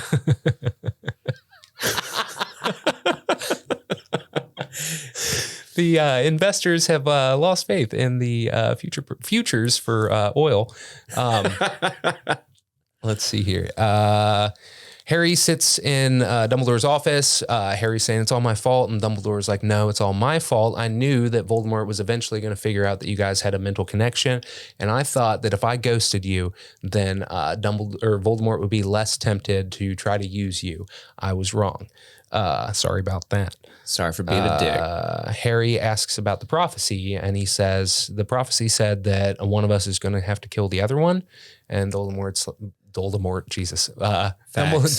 is like, yeah, that's Facts. Basically that's what's up. He's like, I didn't tell you that because I didn't want to cause you any more pain. And also because you're just a boy. Yeah. Mm-hmm. Yeah. I don't want to tell you things because you're just a boy. Just a boy. Just a boy. You obviously don't need to know just that yet. the boy who lives. You're not an adult yet. Mm-hmm.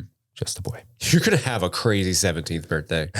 Holy shit. When we tell you all the stuff we've been keeping from you, oh my God. You know, when you're not a boy anymore? Yeah. So let's see here. They cut back to like shots of Hogwarts. We see all the paintings are back up, and we see Filch putting back up the one of all the guys that he was fucking with when he was taking them down, which I thought was sweet. No hard feelings, huh? Sorry about that. I was drinking a little bit. I was mad with power. The lady in pink made me feel things. Just reminded me of another woman I used to know. Let's see. We get to Harry talking to Luna for a second. Luna's putting up wanted signs for all of her missing possessions. She sees some of her shoes hanging up. Are people stealing her shit? Is that people are stealing her shit and it's not the Nargles. It's students. Okay. Yeah. And she says, you know what? Fuck it. I'm just going to go get some dessert. Why would you pick on Luna? I know. She's awesome. She says, because she calls dessert pudding. That's why. That's a British thing. Whenever they say, I hope there's pudding or whatever they're talking, that means dessert. That doesn't mean like just pudding. Yeah. It's silly. British people. Am I right? Am I right? Let's see here. We cut, and this is the end. Harry and company are walking, and I guess this is where Padma bumps into the Thestral, which is amazing. Yeah. And Harry says, I've been thinking about something Dumbledore said, even though we have a fight ahead of us, we have something that Voldemort doesn't have. We have something worth fighting for. And that's the end. Dun, dun, dun, and he's dun, wearing dun. this tight ass blazer. He saw Voldemort in that vision with that 3-piece suit. He's like, you know what? I'm going to take a page out of his book. We are quite similar. I like that drip. I like that drip. I'm going to get it for myself. And so that's it, man. I'm sorry we went a little long on that, but that is Harry Potter and the Oot. And the Oots P, baby. Well, you know, Andy, we can't complete our coverage of Harry Potter without going through some questions that people wrote in. All right. These are questions written to us on the Discord. First one comes from Rach. She writes, I enjoyed reading how Harry reacts to learning his dad isn't the perfect hero he always imagined, how he has to grapple with the fact both his role models, James and Sirius, were bullies. What were your thoughts on first learning about the connection between James, Sirius, and Snape? Dude, well, so it's hard to say my thoughts upon first because I was like 15, so that was a really long time ago. But it is really important, like as part of like development and becoming an adult, like realizing that your parents are not these infallible people that you've kind of always built them up to be in your head. Parents are kind of godlike figures in a way. And so it's a big part of adolescence to come to terms with like, oh, they're wrong about things, and so I can only really speak to how I feel about it now. And I think that that's a really, really wise move and a really effective way to show that. Like, what better way to reveal that your parents aren't the infallible people you think they are than to literally see a memory of somebody that they used to bully. And I think that that's great. Do you remember like how you felt about it when it went down?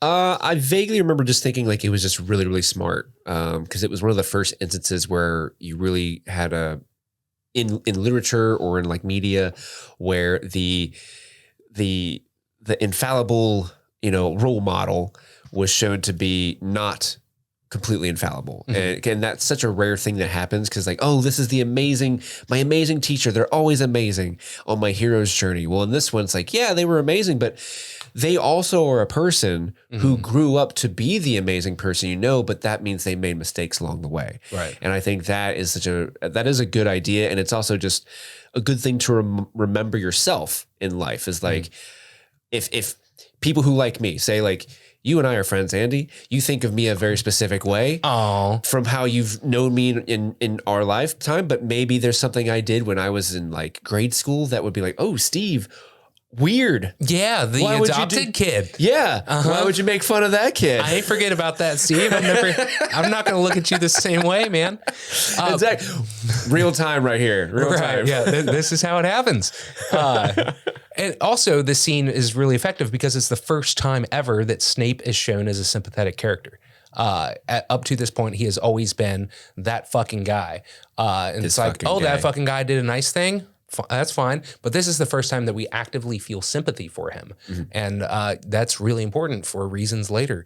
But yeah, the character development for Harry and also character development for Snape, brilliantly done.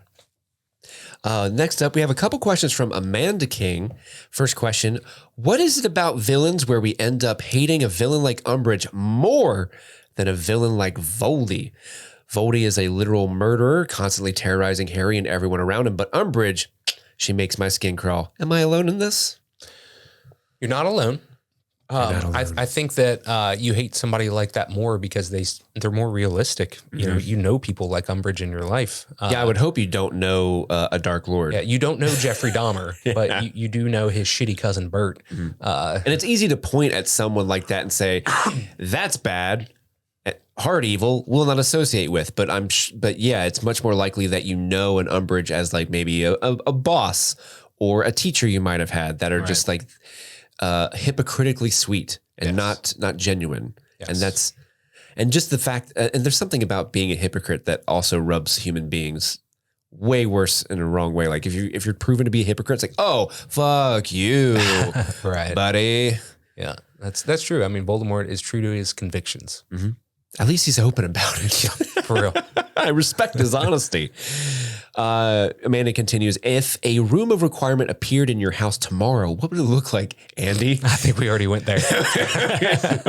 Let's just bulldoze through that one. I don't know, man. It would have like a jam room. I had to break down my jam room to make room for other things in my life. And so now all of my instruments are in my basement. Just kind of in the corner. And so it would have a jam room. There would be video games. be a movie theater. It'd be sweet. It'd just be a man cave, basically. Yeah. I think mine would be an even better recording space for us with like all the fixins. That'd be sweet. All the proper streaming gear and comfier chairs, a better These table. chairs suck, Steve. They do suck.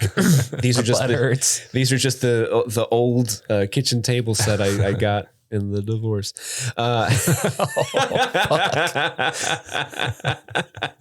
How would you, Andy? This is another question from Amanda. How would you fare with the owls? I don't know magic. I'd feel fucking shitty, man. How about you? You know what? I've got the internet. Yeah, I think I can. fair. What's that AI now that you can type in like, hey, AI, find me. Oh God, dude. I know. Give exactly me all what you're the talking answers about. to the owls. And it'll be like, here you go. Yeah, for real. Yeah, I mean, I'm a good test taker in general. So I'd probably get like 10 of them shits. 10 of them shit. Yeah, for real. 10 owls. Yeah, well, it is like pass fail. So like how many OWLs did you get, and that determines what you can take. Oh wait, no, I take did that not back. know that. No, it's not pass fail. It's not on a Scantron. Well, there is like exceeds expectations, or I think the worst grade you can get is troll. But Hold on. it affects what you classes you can study later. Andy, shut up. Hold on. If you fail a test Yes. in the Wizarding World, the test calls you a troll. Yeah, that's the grade. The grade is troll. How do the trolls feel about this? Not good, I imagine. This world is so weird. It's kind of fucked up. It is kind of fucked up. Oh my They can't God. help it. It's a little ableist. Oh my God. Our last question comes in from Gene Possible. Gene asks, what do you think led Voldemort to choose Harry and, quote, mark him as his equal instead of Neville? That's a really good question. Explain the Neville connection, because I don't know if everyone knows that one. Yeah, so in the prophecy, they say that it's a child born at the end of July whose parents have fought against Voldemort. Their son will be the downfall of the Dark Lord. And there were two kids that fit that criteria, Neville and Harry, both whose parents were in the Order of the Phoenix. Harry and Neville were both born at the end of July. And it was just which one did Voldemort choose? That's the chosen one. So he's literally the chosen one in that Voldemort chose him. What was the question? Why did Voldemort choose him, basically? Probably like Marked him as his equal instead of Neville. Probably like out of more expectation of like, I would assume his parents had a lot to do with that. Like that he, I don't know, had more fear / respect for the Potters than he did for the Longbottoms. I don't know. Would it be, I'm not a big, I'm not an expert like you, but just reading the question, I think like, wouldn't it just be just the fact that he literally marked him just by trying to kill him. And so he has that birthmark. And it's not so much like you will be the boy. Yeah. It was it just happened. He was trying to kill his parents and like Harry got marked in that. Well, so no, I mean like he wasn't there to kill Harry's parents. He was there to kill Harry. Okay. So he's like, Voldemort heard part of the prophecy. He didn't hear all of it. And so that's why in this book or movie, he is after the prophecy because he obviously didn't hear enough. I made a mistake. Right. Can we run that back real quick? So yeah, he wants to hear the rest of the prophecy. He heard it secondhand and only heard part of it. And so who told him the prophecy? Who made the prophecy? I'm so confused by this Trelawney made the prophecy. Oh, my girl? Yeah, your girl. And so when she made the prophecy at the in the climax of The Prisoner of Azkaban, when she says, the servant of the Dark Lord will return to him tonight, yada, yada. That was only like the second time ever that she had made a real prediction. Every other time she's been faking it, but Dumbledore has kept her around because she made the prediction about the Voldemort in the first place. So yes, she made that prediction. Snape was the one that overheard part of that prophecy, and he was a Death Eater at the time and went and told Voldemort about it. but Snape didn't hear all of it. And so Voldemort only got to hear part of it. And so that's why Voldemort was after the prophecy during this, was he wanted to hear the rest of it. Gotcha. And so anyway, yeah, when he marked him as his equal, it's literally the scar. He chose to go kill him and not Neville. Yeah, so if he had gone after Gotcha. Neville, then the prophecy would be about Neville. But because Voldemort went after Harry, now it's about Harry. Okay, nice. Because I remember when the movie, when the books were kind of reaching the end, like Deathly Hallows was coming out, there was like a real big kind of this push for like, oh, wouldn't it be such a great twist if Neville this whole time was actually the chosen one? Yeah. Which is fun because like Neville kind of is a great character that kind of comes into his own. That would have been really cool if like he truly was the chosen one and killed Voldemort in the end. That would be awesome. And then at the end, Dumbledore's like, joke's on you, Harry. We made you think you were so special, but that was a smokescreen for this kid. Yay, Neville Longbottom. That's what we should rename the movies retroactively. Yay, Neville Longbottom. Well, Andy, thanks for being our Harry Potter expert. As always, Thanks, I'm so man. happy to have you back. Hopefully Chris will be back. Listener, just some housekeeping notes before we leave you. It is the holidays. They are a-swinging, so we are going to have a somewhat lighter release schedule for the next couple weeks. This is the only episode you're going to get this week. So we originally planned on doing Class Action Park, but things aren't really working out schedule-wise with the holidays. So we will do that soon, but it might be a couple weeks. Tune in next week. We will still have our Half-Blood Prince is next. We're going to be doing Die Hard is coming up here soon. Die Hard did win the Patreon. Thanks for that segue, Andy. Die Hard won the Patreon poll for the December bonus episode. So if you would like to listen to our Die Hard episode, you can go on to patreon.com/streamingthings, where we have a variety of tiers that you can sign up for, including bonus episodes, including Discord access, which is how some of these people sent in questions. It is also how you can take part in the Discord Hangout, which we will be doing next Friday, or this Friday, this Friday. And then the following Wednesday, we will be doing a watch along on Discord where we will watch The Night Before Christmas with Nightmare Before Christmas. Sorry. I've been fucking up that title so much. Last week I was like, Nightmare on Elm Street.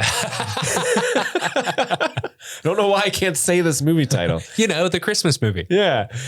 So go on to patreon.com/streamingthings to take part in that. If you cannot, we understand. It is the holidays after all. Money is a little tight. You can still support us by giving us 5 stars on wherever you're listening to this, but you can also interact with the show by emailing us at streamingthingspod@gmail.com. Hey everybody, this is Steve from a different point in time. Andy and I, in our excitement, we forgot to announce this really, really cool idea that we will be doing. This is an idea that was hatched by our moderators on the Streaming Things Discord. They are going to host a Streaming Things trivia game.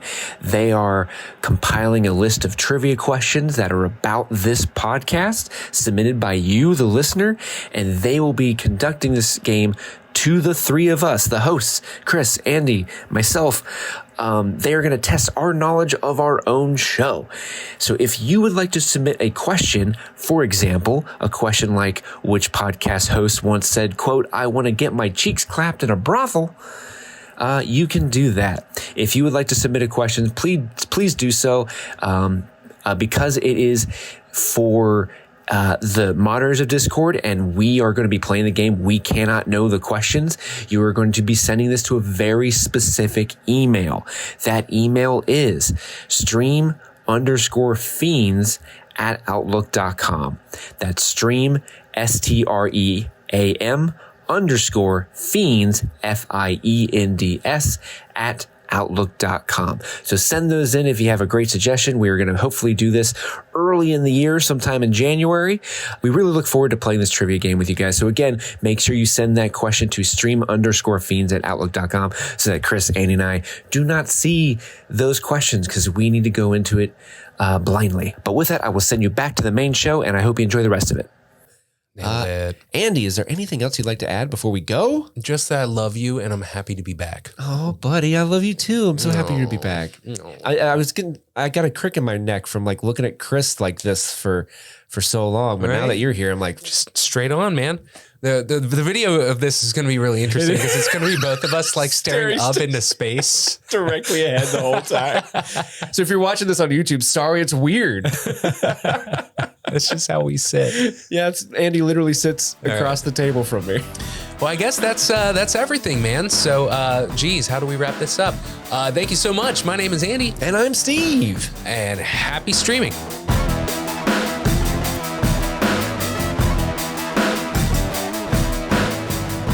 It's that time of the episode where we give a special shout out to the brand new patrons that are making sure that Streaming Things can stay on the air. These are the brand new patrons that have joined our little family this month. In the Marty B VIP section, we have our newcomers Luke Fiasco, Linda Eklund, Alexis Adler, Marley Silverbrand, Rachel Schmitz, and Nikki. Under the chocolate pudding producers, we have Rosie Moranti, Michaela Mills, Erica Summers, Haley Rolfsmeyer, Vaughn, and Chris Verrett. And we also have our Friends Don't Lie producers. Can't forget about our friends. That's Luke Fisher, Jody Woodburn, Christopher Marinakis, and Chelsea Moyer. And last but not least, I just want to give a special shout out to Sandra A for upgrading to the Marty B's VIP section. Thank you guys so much for supporting Streaming Things. Have a happy holiday season, and we'll see you next week.